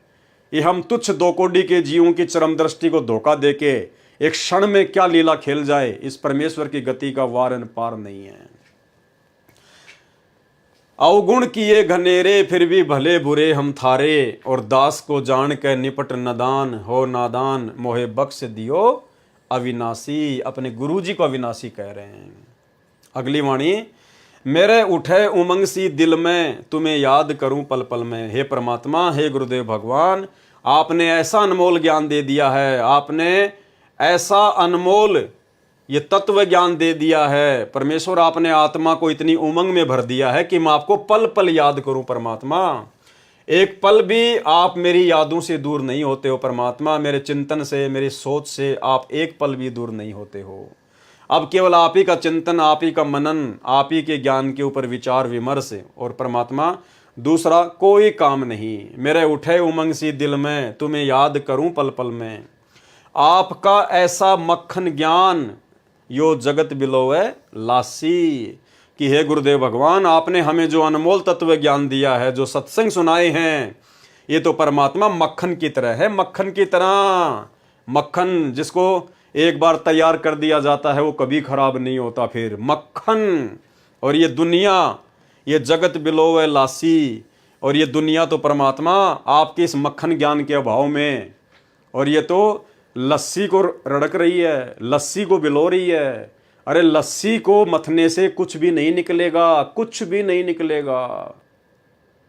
मथ के मक्खन निकाल दिया। वो मक्खन ज्ञान तो है संत रामपाल जी का, जो सारे शास्त्रों का मंथन करके उन्होंने आप और हमें दे दिया, सार निकाल कर दे दिया। देसी घी है उनका तत्व ज्ञान। और ये दुनिया क्या कर रही है? ये घी निकालने के बाद, मक्खन निकालने के बाद में जो लस्सी बचती है, जो कि जानवरों को पिलाई जाती है, कहते हैं दुनिया तो उस लस्सी को मथ रही है कि इसमें घी निकलेगा। अब उस लस्सी में घी नहीं निकलेगा, चाहे पूरा जिंदगी उसको मथनी करते रहो, चाहे उसको रगड़ते रहो, उस लस्सी में से कभी घी नहीं निकलता। तो आप और हमारा सौभाग्य कि परमेश्वर ने हमें वो मक्खन निकाल कर दे दिया। और ये दुनिया सतगुरु रामपाल जी की शरण से वंचित होने के कारण ये तो लस्सी को रड़क रही है, ये तो लस्सी को मथ रही है, बिलो रही है। कुछ नहीं मिलेगा इन दुनिया वालों को, अंत में वहीं के वहीं रहेंगे। या दुनिया सुख से सोवे, थारा दास उठ कर रोवे। यहाँ एक शब्द आ गया फिर तेरा, तेरा की जगह बोलेंगे थारा। या दुनिया सुख से सोवे, थारा दास उठ कर रोवे।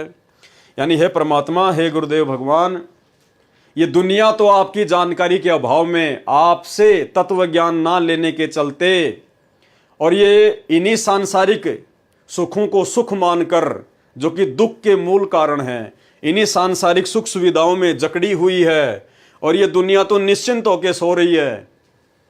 कार कोठी बना ली, बच्चे हो गए, धन संपदा हो गई, बच्चे नौकरी लग गए, तो सोच रहे हैं कि बस हमने सब कुछ प्राप्त कर लिया, या दुनिया सुख से सोए। कौन सा सुख? झूठे सुख को सुख मान के ये दुनिया निश्चिंत होके सोई पड़ी है और थारा दास उठ कर रोवे। और परमेश्वर आपने अपने दास को ऐसा ज्ञान दे दिया परमात्मा कि अब आंखों से आंसू निकलते हैं कि हम भी इन लोगों की तरह पहले इसी प्रकार से झूठे सुख को सुख मान के और इस काल की गोद में बैठे हुए थे। हे परमेश्वर, अब आपने ऐसा अनमोल ज्ञान दे दिया परमात्मा, आपने वास्तविक सुख की परिभाषा से परिचित करवा दिया कि सतलोक की तुलना में तो 21 ब्रह्मांड के महासुरग के जो सुख हैं वो भी ऊंट के मुंह में जीरे के बराबर नहीं है। सतलोक वाले सुखों की तुलना में तो 21 ब्रह्मांड में सुख देखने को नहीं मिलते, देखने को भी। तो आपका दास उठ के रोता है, यानी पल पल उन बातों को याद करके आपके द्वारा हमारे ऊपर जो महा उपकार किया गया है परमेश्वर, उस उपकार को याद करके हमें रोना आता है। हमारी नींद उड़ गई है परमात्मा कि अब यदि हम रह गए किसी भी गलती से तो ये काल अब हमें ऐसा नाच नचाएगा, ऐसा नाच नचाएगा जिसकी हम कल्पना भी नहीं कर सकते। तो अब हम रोते हैं कि हे परमेश्वर, अब आप हमारा हाथ ना छोड़ देना गुरुदेव भगवान। हम नादानों को अपनी शरण में रखना परमात्मा, अपने चरणों में रखना मेरे परमेश्वर, क्योंकि अब हमें काललोक के इन सुख रूपी दुखों का और सतलोक के वास्तविक सुखों का आप जी के तत्व ज्ञान से वास्तविक ज्ञान हो गया है। या दुनिया सुख से सोवे, थारा दास उठ कर रोवे।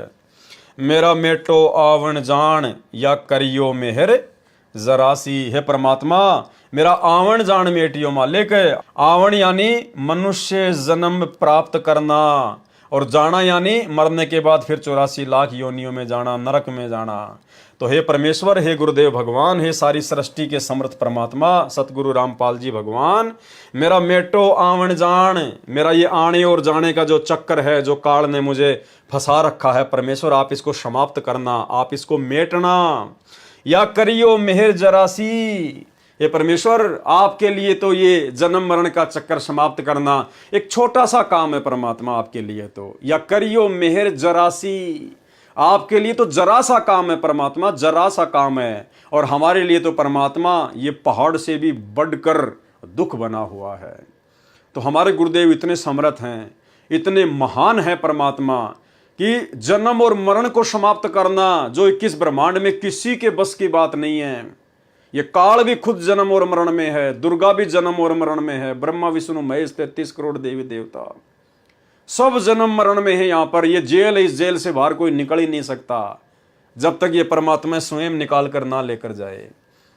इसलिए भगत अपने गुरुदेव भगवान की महिमा कर रहा है कि हे गुरुदेव भगवान, आप इतने समर्थ हैं, आप इतने शक्तिशाली हैं परमेश्वर। जो काम 21 ब्रह्मांड में किसी के लिए भी मुमकिन नहीं है परमेश्वर, आपके लिए तो वो जरा सा काम है। या करियो मेहर जरासी, आप इतने समर्थ हैं। नहीं तपतशिला पे जलना, कोई 84 का बहना। हे परमेश्वर, आपकी शरण में आने के बाद, आपसे ऐसा ज्ञान लेने के बाद अब ये आत्मा इतनी निश्चिंत हो चुकी है कि अब हमें वो तपतशिला पर जो काल के द्वारा जलाया जाता है, भूना जाता है परमात्मा, अब हमें उस दुख का, उस महाकष्ट की भी कोई चिंता नहीं है, कोई टेंशन नहीं है, और कोई 84 लाख योनियों का कोई कष्ट नहीं, कोई दुख नहीं, कोई चिंता नहीं, क्योंकि हमें पता चल गया कि आप वो समर्थ भगवान है, वो समर्थ परमात्मा है जो एक पल में जो आपकी शरण में आ जाए और जो अंतिम श्वास तक मर्यादा में रहकर आपको भगवान मानकर भक्ति करेगा परमेश्वर, फिर उस आत्मा को ये तपतशिला का और 84 लाख योनियों में जाने का कोई भय नहीं रहता है। जिस प्रकार आदरणीय गरीबदास जी महाराज जी जब सतलोक देख कर आए तो फिर उन्होंने अपनी अमृतवाणी में कहा कि अजब नगर में ले गए हमको सतगुरु आण, झिलके बिंब अगात गति और हम सूते चादर ताण। कि भाई हम तो अपनी आंखों से सतलोक देख के आ गए और जैसा परमात्मा ने बताया बिल्कुल वैसा ही है सब कुछ।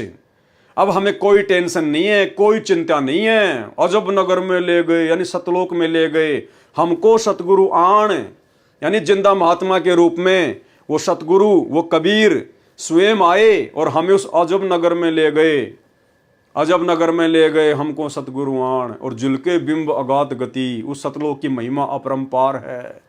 हम सूते चादर तान, चादर तान के सोना हरियाणा में मुहावरा है, निश्चिंत होके सोना, बेफिक्र होके सोना। जैसे कोई व्यक्ति यदि किसी दिन अपने खेत का काम कंप्लीट कर ले और फिर आराम से लेट रहा है खाट पे, तो दूसरा आके कहता था भाई आज तो चादर ओढ़ के सो रहा है, यानी सब काम से निफराम हो चुका है, फ्री हो चुका है, कोई टेंशन नहीं है।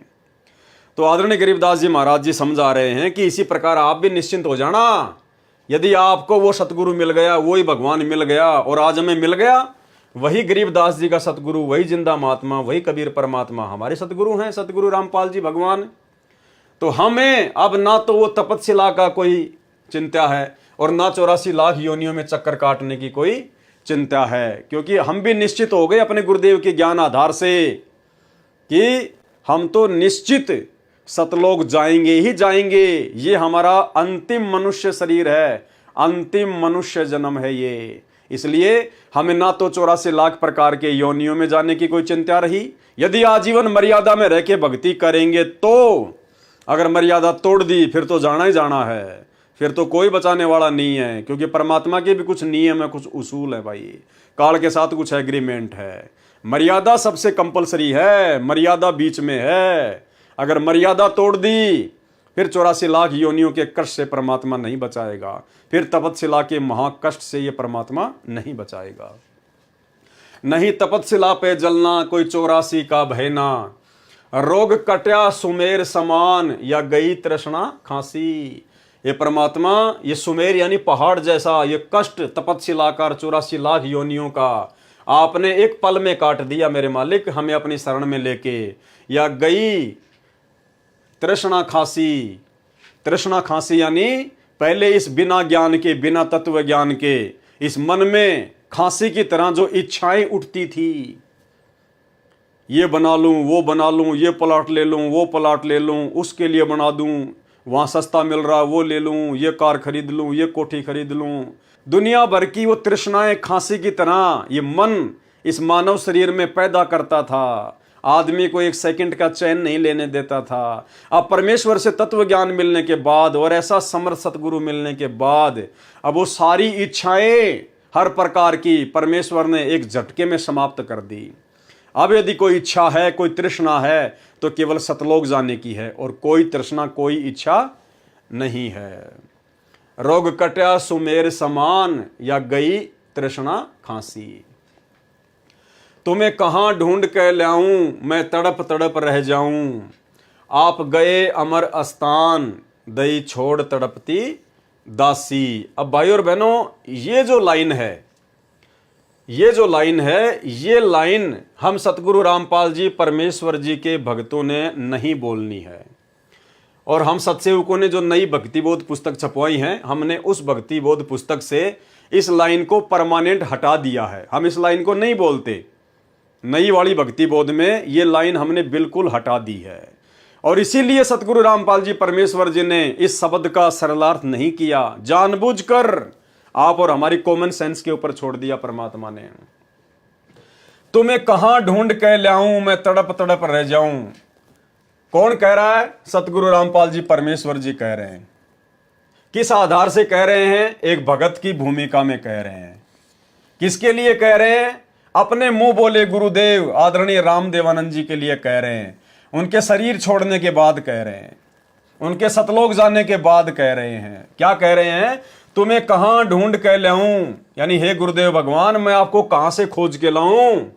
मैं तो आपकी याद में, आपकी फिक्र में, आपकी चिंता में तड़प तड़प रह जाऊं, तड़प तड़प रह जाऊं। तो भाई हमें अपने गुरुदेव को ढूंढने की आवश्यकता कहां है? पहली बात तो हमारे गुरुदेव हमारे साथ में पल पल शब्द रूप में पल पल साथ हैं, वो हमसे दूर कभी होते ही नहीं। अगर भगवान हमसे दूर हो गए, अगर गुरुदेव भगवान एक सेकंड के लिए भी हमसे दूर हो गए तो काल बैठ जाएगा, भक्ति नहीं करने देगा, कुबद सोचेंगे, कुबद कुविचार उत्पन्न होंगे, हम भक्ति कर ही नहीं पाएंगे। अगर हमारे गुरुजी हमसे आज दूर हो जाएं एक पल के लिए भी, तो काल तो मौका देख रहा तुरंत, कब मैं और कैसे इस आत्मा में मैं प्रवेश करूं, कैसे इसके अंदर मैं अपने कुविचार डालूं, कुप्रेरणा करूं ताकि ये भक्ति से हटे। तो पहली बात तो सतगुरु रामपाल जी परमेश्वर जी शब्द रूप में अपने प्रत्येक सच्चे भगत के साथ में, उसके हृदय में विराजमान है। दूसरी बात, सतगुरु रामपाल जी भगवान शारीरिक रूप में भी आप और हमारे समक्ष हैं। शारीरिक रूप में भी धरती पर प्रकट है हमारे पूज्य गुरुदेव भगवान के रूप में। तो शब्द रूप में और शारीरिक रूप में, दोनों ही रूप में हमने अपने गुरुदेव भगवान को खोजने की जरूरत नहीं है, ढूंढने की जरूरत नहीं है।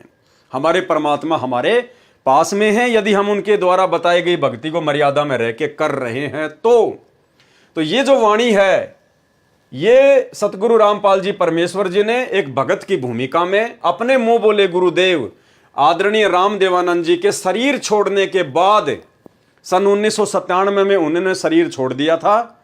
उनके शरीर छोड़ने के बाद में सतगुरु रामपाल जी ने यह शब्द लिखा है, यानी उनके जानने के बाद, उनके इस पृथ्वी लोक से जानने के बाद। तो अब इस लाइन को हम क्यों बोले, ये हमारे लिए नहीं है। हमारे गुरु जी तो हमारे समक्ष हैं, शब्द रूप में पल पल साथ हैं, और शारीरिक रूप में अपने मिशन को पूरा करने के लिए हिसार की छोटी जेल में बैठे हुए हैं।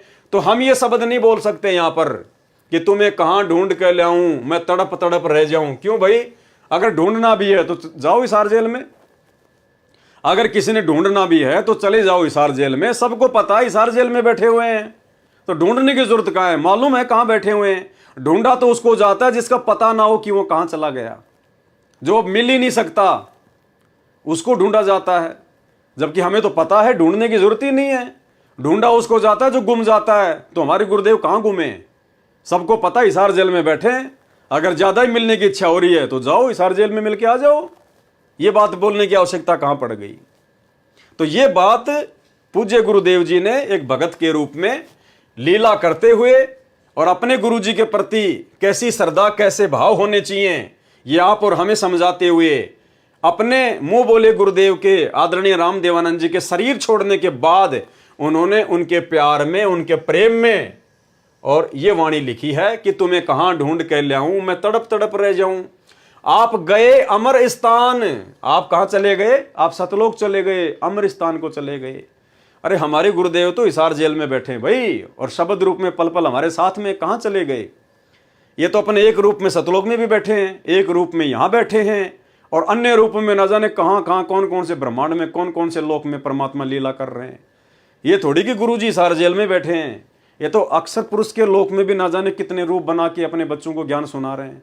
21 ब्रह्मांड में भी न जाने कितने लोकों में, कितने द्वीपों में, कितने ब्रह्मांडों में पता नहीं क्या क्या रूप धारण करके अपनी आत्माओं को ज्ञान समझा रहे हैं। ये तो पाताल लोक में भी इस समय क्या पता अपनी आत्माओं के लिए वो सत्संग कर रहे हो। तो इनके तो अनंत रूप हैं, अनंत कोटि कलाओं के स्वामी हैं ये तो आप गए अमर स्थान, ये आदरणीय रामदेवानंद जी के लिए सतगुरु रामपाल जी परमेश्वर जी कह रहे कि आप गए अमर स्थान, और दई छोड़ तड़पती दासी, यानी आप मुझे अकेला छोड़ गए।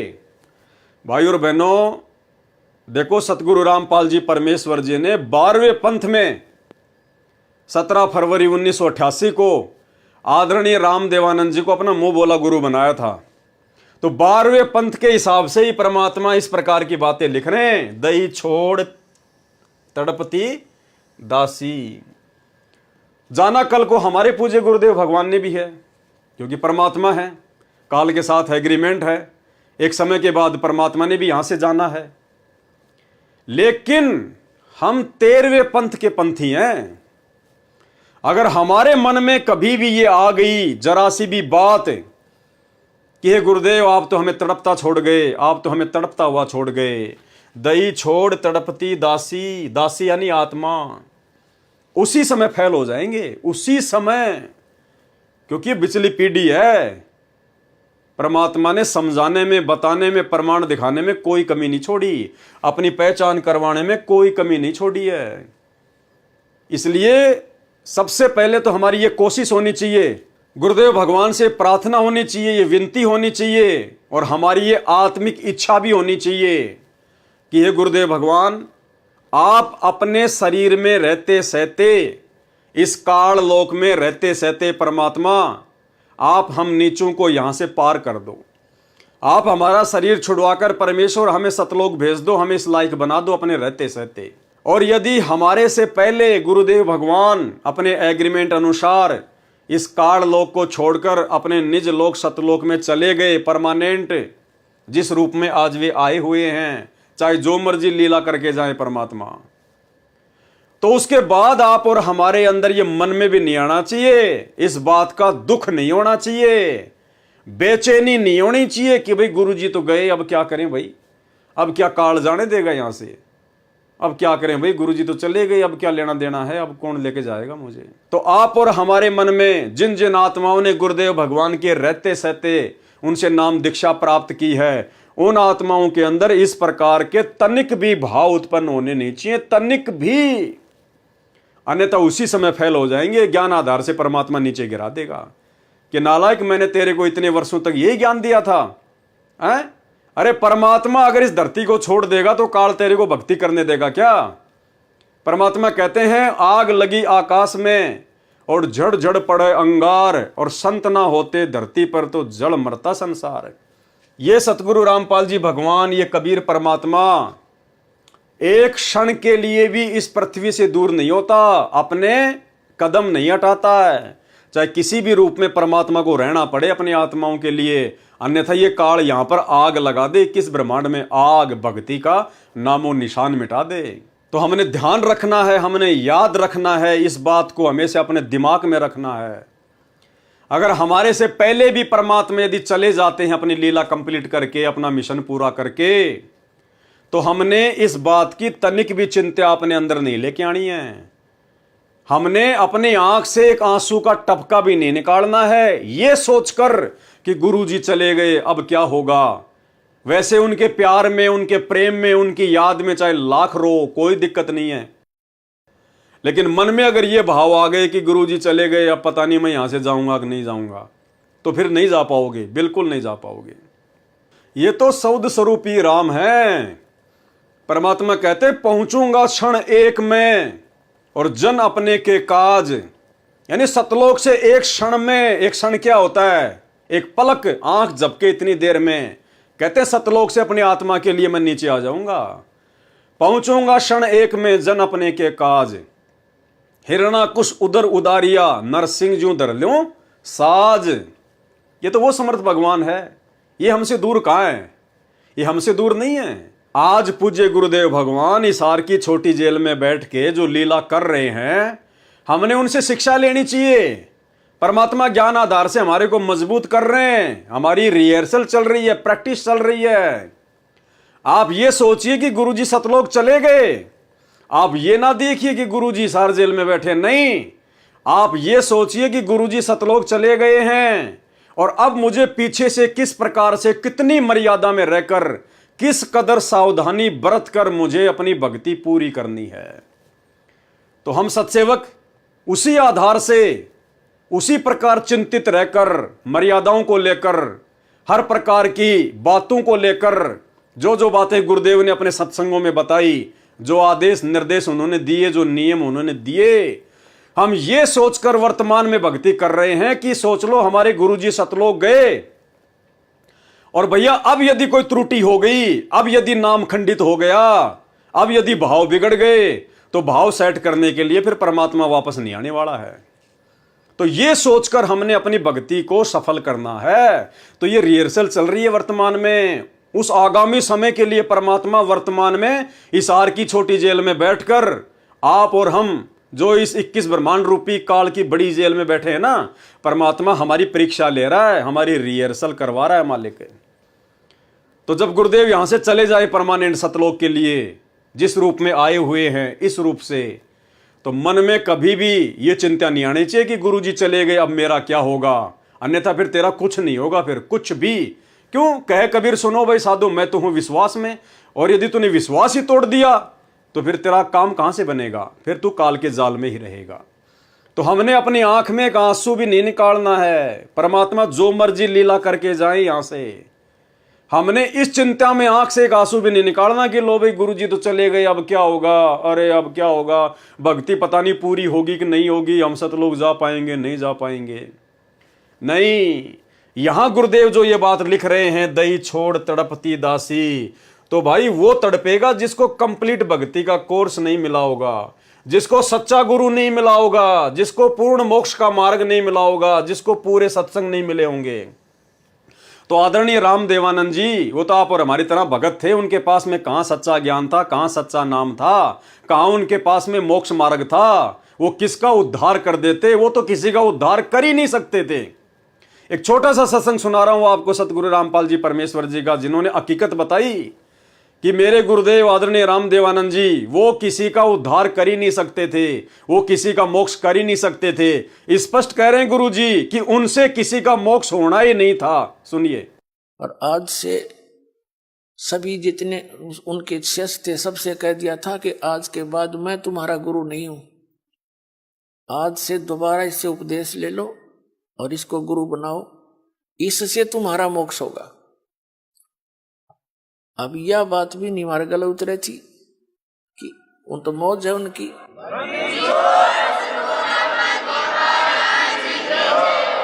कहने का भाव यह था कि उन्होंने अपना वजन तार दिया, क्यों उन परमात्मा के हंस थे वो खास, और सुनियोजित तरीके से इस बिचली पीढ़ी तक ये मूल धन लेना था हमने, और वो उनको उनके से द्वारा पार नहीं होने थे, ये पार इस दास के द्वारा होने थे। इसलिए उन्होंने अपना पल्ला झाड़ दिया और अपना वजन कति खत्म कर दिया। मैं तुम्हारा गुरु नहीं हूं, अब ये है वो गुरु जिसकी तुम्हें आवश्यकता है। छुड़ानी के अंदर उन्होंने स्पेशल ब्लॉक सबको सामने कह दिया था। तो बुद्धिमान व्यक्ति तो भाई और बहनों, बात समझ में आ रही होगी आपको धीरे धीरे कि मुंह बोला गुरु क्या होता है। मुंह बोला गुरु होता है लोक दिखावे में अपना गुरु बनाना। तो सतगुरु रामपाल जी परमेश्वर जी ने, जो कि स्वयं कबीर परमात्मा है और 650 साल पहले की तरह लीला करते हुए इन्होंने आदरणीय रामदेवानंद जी को अपना मुंह बोला गुरु बना रखा था। तो 12वें पंथ में वो पूरा ज्ञान नहीं था, 12वें पंथ में कंप्लीट मोक्ष मार्ग वाला ज्ञान नहीं था। उस आधार से परमात्मा ये लीला कर रहे, भूमिका करते हुए लिख रहे हैं। लेकिन हम तो 13वें यथार्थ कबीर पंथ के पंथी हैं। पूर्ण ब्रह्म परमेश्वर सतगुरु रामपाल जी परमेश्वर जी के भगत हैं। उन्होंने अनमोल तत्व ज्ञान दे दिया, भक्ति का कंप्लीट कोर्स दे दिया, नहीं दिया तो दे के जाएंगे, उससे पहले जाने वाले नहीं हैं। ये परमेश्वर अपने जिस काम के लिए धरती पर प्रकट होता है उसको पूरा करके जाते हैं, उसको कोई रोक नहीं सकता। तो कंप्लीट कोर्स दे के जाएंगे परमात्मा। उसके बाद हमने तो भक्ति करनी है उसी उमंग के साथ, ये सोचकर कि परमात्मा पल पल हमारे साथ में है। जैसे आज हम सत्सेवक वर्तमान में अपने गुरुजी को घर पर ही प्रकट करके ज्ञान को आधार बनाकर, घर को आश्रम बनाकर, गुरु को भगवान मानकर शब्द रूप में मालिक के घर घर में बैठ लग गए, परमात्मा को भोग लग रहा है। क्या हमें कोई चिंता है? हमें कोई टेंशन है? क्या परमात्मा ने किसी भी सच्चे सत्सेवक के ऊपर कोई आपत्ति आने दी, कोई समस्या आने दी? अरे थोड़ा बहुत जो नकली सत्सेवक है परमात्मा उस पर भी आपत्ति नहीं आने दे रहे। क्यों? क्योंकि आपने गुरुजी को शब्द रूप में मान लिया, आपने गुरुजी को भगवान मान लिया, परमात्मा मान लिया। और उधर सतलोक आश्रमों में देखो आए दिन लाशें उठती हैं, आए दिन लाशें। उनके सत्संगों में जाने वाले एक्सीडेंट होके मर रहे हैं, 12-12 भगत एक साथ। कभी कोई स्कॉर्पियो पलटी खा रही है, कभी कोई बस पलटी खा रही है, कभी कोई बीमारी से मर रहे हैं। कोरोना में हजारों मर गए। क्यों मर रहे हैं? क्योंकि उन्होंने अब अपने गुरु को भगवान नहीं माना। उन्होंने अपने गुरु के रहते सहते इस कागज की फोटो को रिजेक्ट नहीं किया। गुरु के रहते सहते वो लोग जून के महीने में इस कागज की फोटो को, कबीर जी के नकली फोटो को भगवान मान के पूज रहे हैं, परमात्मा मान के पूज रहे हैं। इसकी फोटो का लॉकेट अपने गले में पहनते हैं। अरे तुम्हारा पति एक है या दो है या चार है? एक है साधे सब सदे और सब साधे सब जाए, माली सींचे मूल को फले फूले अघाए। और एक सत्संग में क्या बताया गुरुदेव ने कि भाई गुरु और गोविंद दो नहीं भाई, और जब तक दो समझोगे दो जख में जाई, नरक में जाएगा। कहते हैं जो अपने गुरु के अलावा किसी और को परमात्मा मानता है, कहते हैं वो तो कुत्ते की योनि में जाएगा, कुत्ते की योनि में। सुनिए, गुरु और परमात्मा में कोई अंतर नहीं होता, जब तक दो समझ कर चाल रहा है, कबीर साहब कहते हैं वो कुत्ते की योनि में जाएगा। तो भाई और बहनों, ऐसी गलती हम सत्सेवक नहीं करेंगे, ना आज करेंगे ना आने वाले समय में करेंगे, जब तक आशीर्वाद गुरुदेव भगवान का रहेगा। तो तुम्हें कहां ढूंढ कर लाऊं, मैं तड़प तड़प रह जाऊं, और आप गए अमर स्थान, दई छोड़ तड़पती दासी। तो ये लाइन हम सत्सेवकों ने नहीं बोलनी है, और हमने जो भक्ति बोध छपवाई है उसमें से हमने इस लाइन को बिल्कुल हटा दिया है, क्योंकि ये हमारे लिए नहीं है। इसीलिए परमात्मा ने इस शब्द का अनुवाद नहीं किया, इस शब्द का सरलार्थ नहीं किया, क्योंकि ये आप और हमारी कॉमन सेंस की परीक्षा है। अब सबके लास्ट में क्या वाणी है? स्वामी राम देवानंद जी दाता, आपकी घनी सतावें बाता, तेरा राम पाल अज्ञान, हो अज्ञान किया सतलोक का वासी। अब सत्सेवकों को छोड़कर, साध संगति से जुड़े हुए भाई बहनों को छोड़कर, सतलोक आश्रमों से जुड़े हुए सारे भाई बहन, वो 90% संगत इस वाणी को ज्यों का त्यों बोलती है, रोज बोलती है। स्वामी राम देवानंद जी दाता, आपकी घनी सतावें बाता। अरे कौन से भगत को स्वामी राम देवानंद जी की बातें सता रही है, जरा बताना एक आधा। वो सतलोक आश्रमों से जुड़ी हुई 90% संगत में कोई एक तो बता दो जिसको स्वामी राम देवानंद जी की बातें सता रही हो, उनकी याद सता रही हो। अरे तुमने उनको कोई कर्जा दे रखा था क्या, जो कि बिना चुकाए वो मर गए हैं, और तुम्हें उनकी याद आ रही है? अरे तुमने कभी उनके सत्संग सुने क्या? तुमने कभी राम देवानंद जी के सत्संग सुने क्या? तुम लोगों ने राम देवानंद जी से नाम दीक्षा ली है क्या? तुम्हारे गुरु राम देवानंद जी हैं क्या? फिर तुम्हें कौन सी बातें सताएंगी उनकी भाई? ना तुमने उनको कभी देखा, 99.99% संगत ने कभी आदरणीय राम देवानंद जी को देखा ही नहीं, कभी साक्षात रूप में कभी नहीं देखा। ना उनके कोई सत्संग सुने, ना कभी उनके सत्संग कोई रिकॉर्ड हुए, और ना उन्होंने आप लोगों को नाम दीक्षा दी। तो कौन सी बात सताएगी आपको उनकी? फिर क्यों फॉर्मेलिटी कर रहे हो? क्यों फिर झूठ मूठ में ये लाइन बोल रहे हो? और इससे पहले ये लाइन, स्वामी राम देवानंद दाता। अरे भैया, तुम्हारे दाता कौन है? तुम्हारे दाता सतगुरु रामपाल जी हैं। तुमने उपदेश सतगुरु रामपाल जी से लिया है। दाता यानी भगवान परमात्मा। तो तुम्हारे दाता कौन है? स्वामी राम देवानंद दाता। दादा गुरु जी आपके दाता हैं क्या? आपके भगवान हैं क्या? आपके मालिक हैं क्या? अगर वे आपके दाता हैं तो फिर ये क्या लगते हैं आपके? फिर सतगुरु रामपाल जी आपके क्या लगते हैं? ये आपके दाता नहीं है? या फिर ये भी आपके दाता हैं? तो फिर तो दो दाता हो गए। और फिर आत्मा एक है तो उसके दाता दो नहीं हो सकते। तो ये कौन कह रहे हैं? ये सतगुरु रामपाल जी परमेश्वर एक भगत होने के नाते अपने गुरु जी के प्रति अपने भाव व्यक्त कर रहे हैं। सतगुरु रामपाल जी अपने मुंह बोले गुरु जी के लिए उनकी महिमा में आप और हमें ये पाठ पढ़ाते हुए कि एक भगत का गुरु जी के प्रति कैसा भाव होना चाहिए। तो ये लाइन सतगुरु रामपाल जी अपने मुंह बोले गुरु जी के लिए बोल रहे हैं कि स्वामी राम देवानंद दाता। भाई हमारे स्वामी तो हमारे सतगुरुदेव हैं। हमने जिनकी शकल ही नहीं देखी वो हमारे स्वामी कैसे हो गए? वो हमारे दाता कैसे हो गए?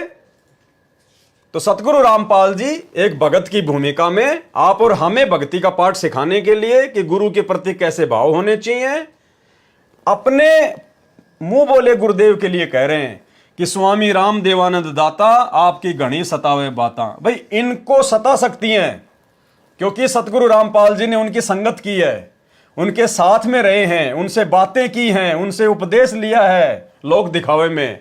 तो सतगुरु रामपाल जी कह सकते हैं कि आपकी घनी सतावे बाता। बाकी संगत को क्यों सताएंगी भाई? आपसे वो कर्जा लेके थोड़ी मर गए। तेरा रामपाल अज्ञान, सतगुरु रामपाल जी अपने गुरु जी के आगे अपने को छोटा साबित करते हुए आप और हमें भक्ति का पाठ पढ़ाते हुए कि गुरु के आगे शिष्य की कोई औकात नहीं होती। शिष्य चाहे कितना बड़ा अधिकारी क्यों ना बन जाए, कितना बड़ा धनवान क्यों ना हो जाए, शिष्य ने हमेशा अपने गुरु के आगे अपने को अज्ञानी मानना चाहिए, तुच्छ बुद्धि मानना चाहिए, 2 कौड़ी का जीव समझना चाहिए। भाई ये तो भगवान है, परमात्मा है, इनसे बड़ा तो कोई नहीं है। लेकिन आप और हमें गुरु महिमा का पाठ पढ़ाते हुए इन्होंने एक मुंह बोला गुरु बनाया एक आत्मा को, और हमें बता रहे हैं कि गुरु जी के प्रति कैसे भाव होने चाहिए। भगत चाहे कितना बड़ा IAS अधिकारी क्यों ना हो, प्रधानमंत्री राष्ट्रपति क्यों ना हो, अगर इनका भगत है तो इसी प्रकार से अपने आप को अज्ञानी समझना पड़ेगा। अपने गुरुजी के आगे आधीन होकर रहना पड़ेगा, उनका कुत्ता बन के रहना पड़ेगा, चाहे वो राष्ट्रपति क्यों ना है देश का। तो हमें ये भक्ति का पाठ सिखाने के लिए सतगुरु रामपाल जी परमेश्वर एक भगत की भूमिका में अपने मुंह बोले गुरुदेव के लिए ये शब्द यूज कर रहे हैं। तो ये लाइन हम क्यों बोले भाई? ये लाइन हमारे मतलब की है ही नहीं कि या सतलोक का वासी। अरे एक तरफ तो हम दुनिया में डंका पीटते हैं कि सतगुरु रामपाल जी सबसे बड़े तत्वज्ञानी हैं, जगत गुरु हैं, उनसे बढ़कर ज्ञान किसी को नहीं है। एक तरफ तो आप सारा दिन पुस्तकें बेचते हो, ये प्रचार करते हो, और संध्या आरती में रोजाना तुम लोग फिर तेरा रामपाल अज्ञान, तेरा रामपाल अज्ञान, तुम अपने गुरुजी को अज्ञानी बोलते हो खुद ही। भाई ये तो फिर डूब के मरने की बात हो गई। अरे पुस्तक प्रचार करते समय तो हमारे गुरुजी ज्ञानी, सबसे बड़े ज्ञानी, तत्वज्ञानी, जगत गुरु, तत्वदर्शी संत, और शाम को रोजाना फिर तुम अपने गुरुजी को अज्ञानी कहते हो। दिन में तो हलवा बनाते हो, शाम को उसमें मिट्टी ठोक देते हो कि तेरा रामपाल अज्ञानी, तेरा रामपाल अज्ञान है। अरे हम कह सकते हैं क्या ये जीभ कट के गिर जाए अपने गुरुजी के लिए इस प्रकार के शब्द यूज करने से पहले? तो ये वाणी सतगुरु रामपाल जी भगत की भूमिका में आप और हमें भक्ति का पाठ पढ़ाते हुए कि गुरुजी के प्रति कैसे भाव होने चाहिए, अपने मुंह बोले गुरुजी आदरणीय रामदेवानंद जी के लिए यूज कर रहे हैं। अब हमने अपने गुरुजी के लिए क्या यूज करना इसकी जगह, ये ऊपर वाली लाइन तो हम बोलते नहीं, इसको तो हमने भक्ति बोध से हमने हटा दिया। रही बात ये लास्ट वाली लाइन, तो हमने अपने गुरुजी के लिए क्या यूज करना है। यहां तो सतगुरु रामपाल जी ने अपने गुरुजी के लिए यूज किया है, तो हमारे गुरुजी रामदेवानंद जी थोड़ी है जो हम उनके लिए ये वाणी बोलेंगे। नहीं, हमारे पूज्य गुरुदेव हैं सतगुरु रामपाल जी भगवान, जिनके सामने हाथ में भक्ति बोध लेके हम ये शब्द बोलते हैं, मेरे गुरुदेव भगवान दियो काट काट की फांसी। तो लास्ट की लाइन में अपने गुरुदेव का नाम लिखकर उनकी महिमा में हम सत्सेवक क्या बोलते हैं, ऐसा नहीं बोलते जो लिखा हुआ है। नहीं, इसीलिए परमात्मा ने आप और हमारी कॉमन सेंस को चेक करने के लिए इसका सरलार्थ नहीं किया। और आज से नहीं, हम सत्सेवक पिछले 8 वर्षों से, 2016 से, जब से परमात्मा ने सद्बुद्धि बख्शी है, तब से हम सभी हजारों की संख्या में सत्सेवक भाई बहन इस लास्ट की लाइन की जगह कि स्वामी रामदेवानंद जी दाता आपकी घनी सतावे बाता, तेरा रामपाल अज्ञान किया सतलोक का वासी, हम इस लाइन को नहीं बोलते। इसकी जगह हम क्या बोलते हैं? परमेश्वर सतगुरु रामपाल जी दाता आपकी घनी अमोलख बाता। अमोलख बाता यानी जिन बातों के बराबर और दुनिया में कोई बात ही नहीं हो, जिससे बढ़कर कोई ज्ञान ही नहीं हो, अनमोल बातें, सत्संग। परमेश्वर सतगुरु रामपाल जी दाता आपकी घनी अमोलख बाता, थारा पवन दास अज्ञान अज्ञान कि जो सत्य लोक का वासी। थारा पवन दास अज्ञान कि ये परमेश्वर आपका ये तुच्छ 2 कोटि का जीव, ये सेवक है, मालिक महाअज्ञानी है। थारा पवन दास अज्ञान कि जो सतलोक का वासी है। परमात्मा इस दास को सतलोक का वासी करना। क्यों? क्योंकि ये शब्द संध्या आरती के माध्यम से हम अपने गुरुदेव सतगुरु रामपाल जी की महिमा में गा रहे हैं, ना कि हम हमारे दादा गुरु जी के लिए गा रहे हैं। उनके लिए तो हमने गाना ही नहीं है, हमारा उनका कोई रिश्ता ही नहीं है, कोई मतलब ही नहीं है, कोई लेना देना ही नहीं है। हमारे गुरुदेव, हमारे स्वामी, हमारे दाता सतगुरु रामपाल जी हैं। इसलिए गुरुदेव भगवान ने जानबूझकर इस शब्द का सरलार्थ नहीं किया, आप और हम भक्तों की कॉमन सेंस के लिए। तो भाई हम तो पिछले 8 वर्षों से इन 2 वाणियों को नहीं बोलते, ऊपर वाली वाणी को तो बिल्कुल ही नहीं बोलते। तुम्हें कहां ढूंढ के ले आऊं, मैं तड़प तड़प रह जाऊं, हमने हटा ही दिया। और नीचे वाली लाइन की जगह बोलते हैं कि परमेश्वर सतगुरु रामपाल जी दाता आपकी घनी अमोलख बाता, थारा पवन दास अज्ञान। यानी जैसे कोई बहन है कि थारी अंशिका दासी अज्ञान, या थारा सुरेश दास अज्ञान, जिसका जो भी नाम है अपना नाम लेके इस प्रकार से अपने गुरुजी से अरदास करनी है। परमेश्वर सतगुरु रामपाल जी दाता आपकी घनी अमोलख बाता, थारा पवन दास अज्ञान हो अज्ञान की जो सतलोक का वासी। ये बोलना है हमने अपने गुरुदेव जी की महिमा में, तब ये शब्द कंप्लीट होगा। अन्यथा तेरा रामपाल अज्ञान, तेरा रामपाल अज्ञान, अरे नालायको, भगत हो फिर क्या, कोई खिचड़ी खा के गा रहे हो क्या? इतनी भी कॉमन सेंस नहीं है क्या कि अपने गुरु जी को क्या कहा जाता है? तो भाई और बहनों, साध संगति से जुड़े बिना ये सद्बुद्धि नहीं आ सकती। और साध संगति से जुड़ना कोई बच्चों का काम नहीं है, वरना कोई जुड़ के दिखा दो ना, कोई जुड़ के तो दिखा दो। सबको पता है साध संगति क्या है, सत्सेवक क्या है, पूरी संगत को पता है, पूरी संगत को पता है। चाहे किसी को गुरु जी के भाई का नाम पता हो ना पता हो, गुरु जी की जो कलयुगी जो पत्नी है, बेटा बेटी रिश्तेदार या कोऑर्डिनेटर, उनका नाम पता हो या ना पता हो, लेकिन सतगुरु रामपाल जी परमेश्वर जी की जो करोड़ों की संगत पूरे विश्व में है, सबको पता है। बच्चे बच्चे को पता है कि साध संगति क्या है और सत्सेवक क्या है। देखे, जुड़ के दिखा दो ना भाई। जुड़ने के लिए इतने संस्कार चाहिए, इतने संस्कार, युगों युगों की तपस्या चाहिए, सतगुरुदेव भगवान का भरपूर आशीर्वाद चाहिए, उनकी मेहर चाहिए, तब जाकर साध संगतियां नसीब होती है। साध संगति से जुड़ना कोई बच्चों का खेल नहीं है। तो यह सतगुरु की विशेष मेहर, विशेष दया केवल सत्सेवकों के ऊपर। तो भाई और बहनों, बहुत बड़ी रजा, बहुत बड़ी मेहर परम पूज्य परमेश्वर सतगुरु रामपाल जी भगवान की। और ये कार्य जो कंप्लीट हुआ है आज, तीनों समय की आरतियों का, नित्य नियम का कंप्लीट हो चुका सरलार्थ, रमेणी का कंप्लीट हो चुका, और आज संध्या आरती के ऊपर ये लास्ट वीडियो जो कि कंप्लीट हो चुका है। ये सतगुरु रामपाल जी परमेश्वर जी की विशेष विशेष विशेष वीआईपी रजा के बिना ये संभव हो ही नहीं सकता था, ये कंप्लीट हो ही नहीं सकता था। 30 साल हो गई, परमेश्वर ने इसी समय इस काम को कंप्लीट करवाना था, इस सेवा को परमात्मा ने पूरा करवाना था। और सौभाग्य आप और हमारा कि परमेश्वर ने सत्सेवकों को अपनी इस विशेष वीआईपी सेवा के लिए चुना। तो भाई और बहनों, आप और हम सब दो कोटि के तुच्छ जीव हैं, हमारी कोई हैसियत नहीं, कोई औकात नहीं है। आप लोगों को समझने की शक्ति भी सतगुरु रामपाल जी भगवान ने प्रदान करी, और दास को समझाने की दया भी सतगुरु रामपाल जी भगवान ने प्रदान करी। अन्यथा अल्लाह मेहरबान तो गधा पहलवान, इसके अलावा आप और हमारी कोई औकात, कोई हैसियत नहीं है। तो तीनों समय की आरतियों का सतगुरु रामपाल जी भगवान के विशेष विशेष आशीर्वाद से सरलार्थ कंप्लीट हुआ। और इसके लिए हम पूज्य गुरुदेव भगवान का जितना अनंत कोटि दंडवत धन्यवाद करें उतना थोड़ा है। हे परमपिता परमात्मा, हे सारी सृष्टि के रचनहार, हे कुल मालिक सतगुरु रामपाल जी परमेश्वर, अल्लाहु अकबर, आप जी इसी प्रकार से अपने सत्सेवक बच्चों पर परमात्मा इसी प्रकार से अपनी मेहर, अपनी दया दृष्टि, अपनी कृपा दृष्टि, अपनी रजा बनाए रखना परमात्मा। आपके आशीर्वाद के बिना परमात्मा हम एक कदम भी भक्ति मार्ग पर ज्ञान आधार से आगे नहीं चल सकते। हे परमेश्वर, आपने लाखों करोड़ों की संगत में से अपने हीरो मोती लाल छांट के साथ संगति से जोड़े हैं। यह आपकी विशेष विशेष मेहर है परमात्मा, और आपकी विशेष मेहर परमात्मा अंतिम श्वास तक इसी प्रकार से बनी रहे।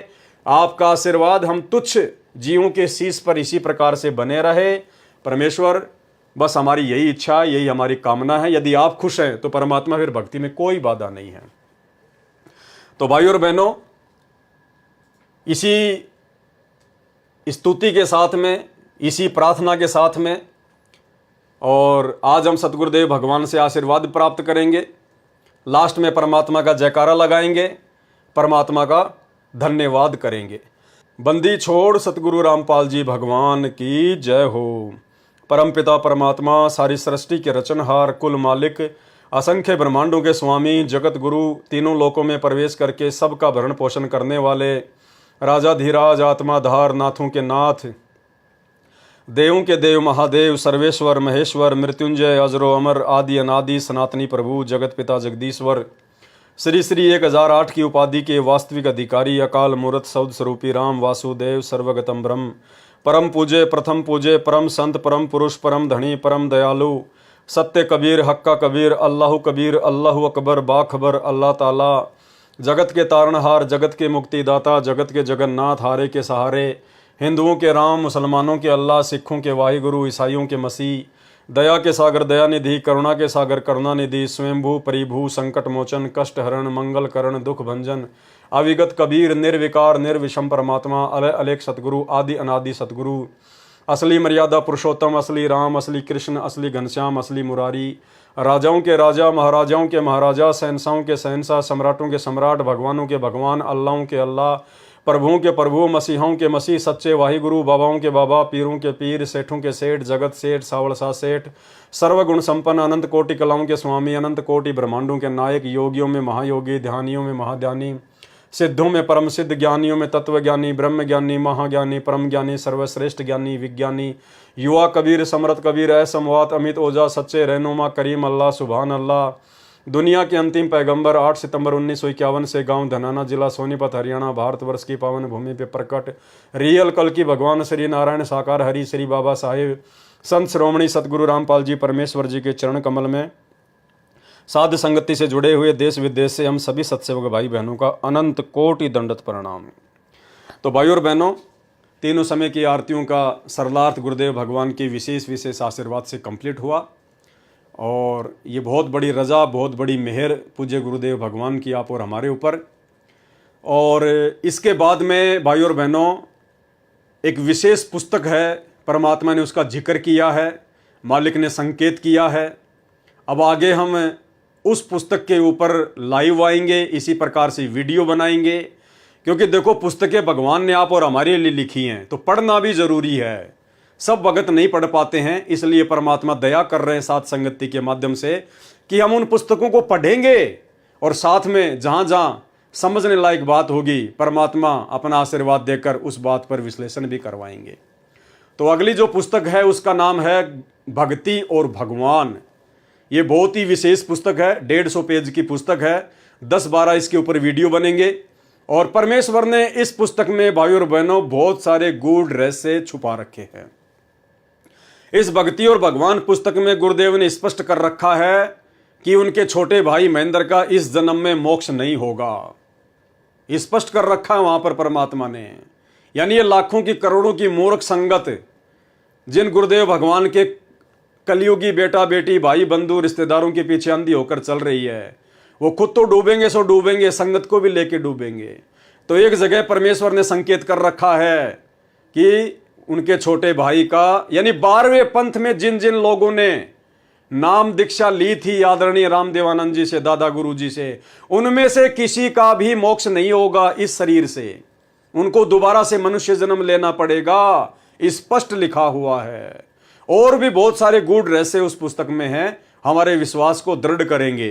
तो दास आपको समय बता देगा, डेट बता देगा और उसके बाद हम उस पुस्तक के ऊपर लाइव वीडियो बनाएंगे। तब तक के लिए गुरुदेव भगवान से आशीर्वाद, इजाजत, बंदी छोड़, सतगुरु रामपाल जी भगवान की जय हो।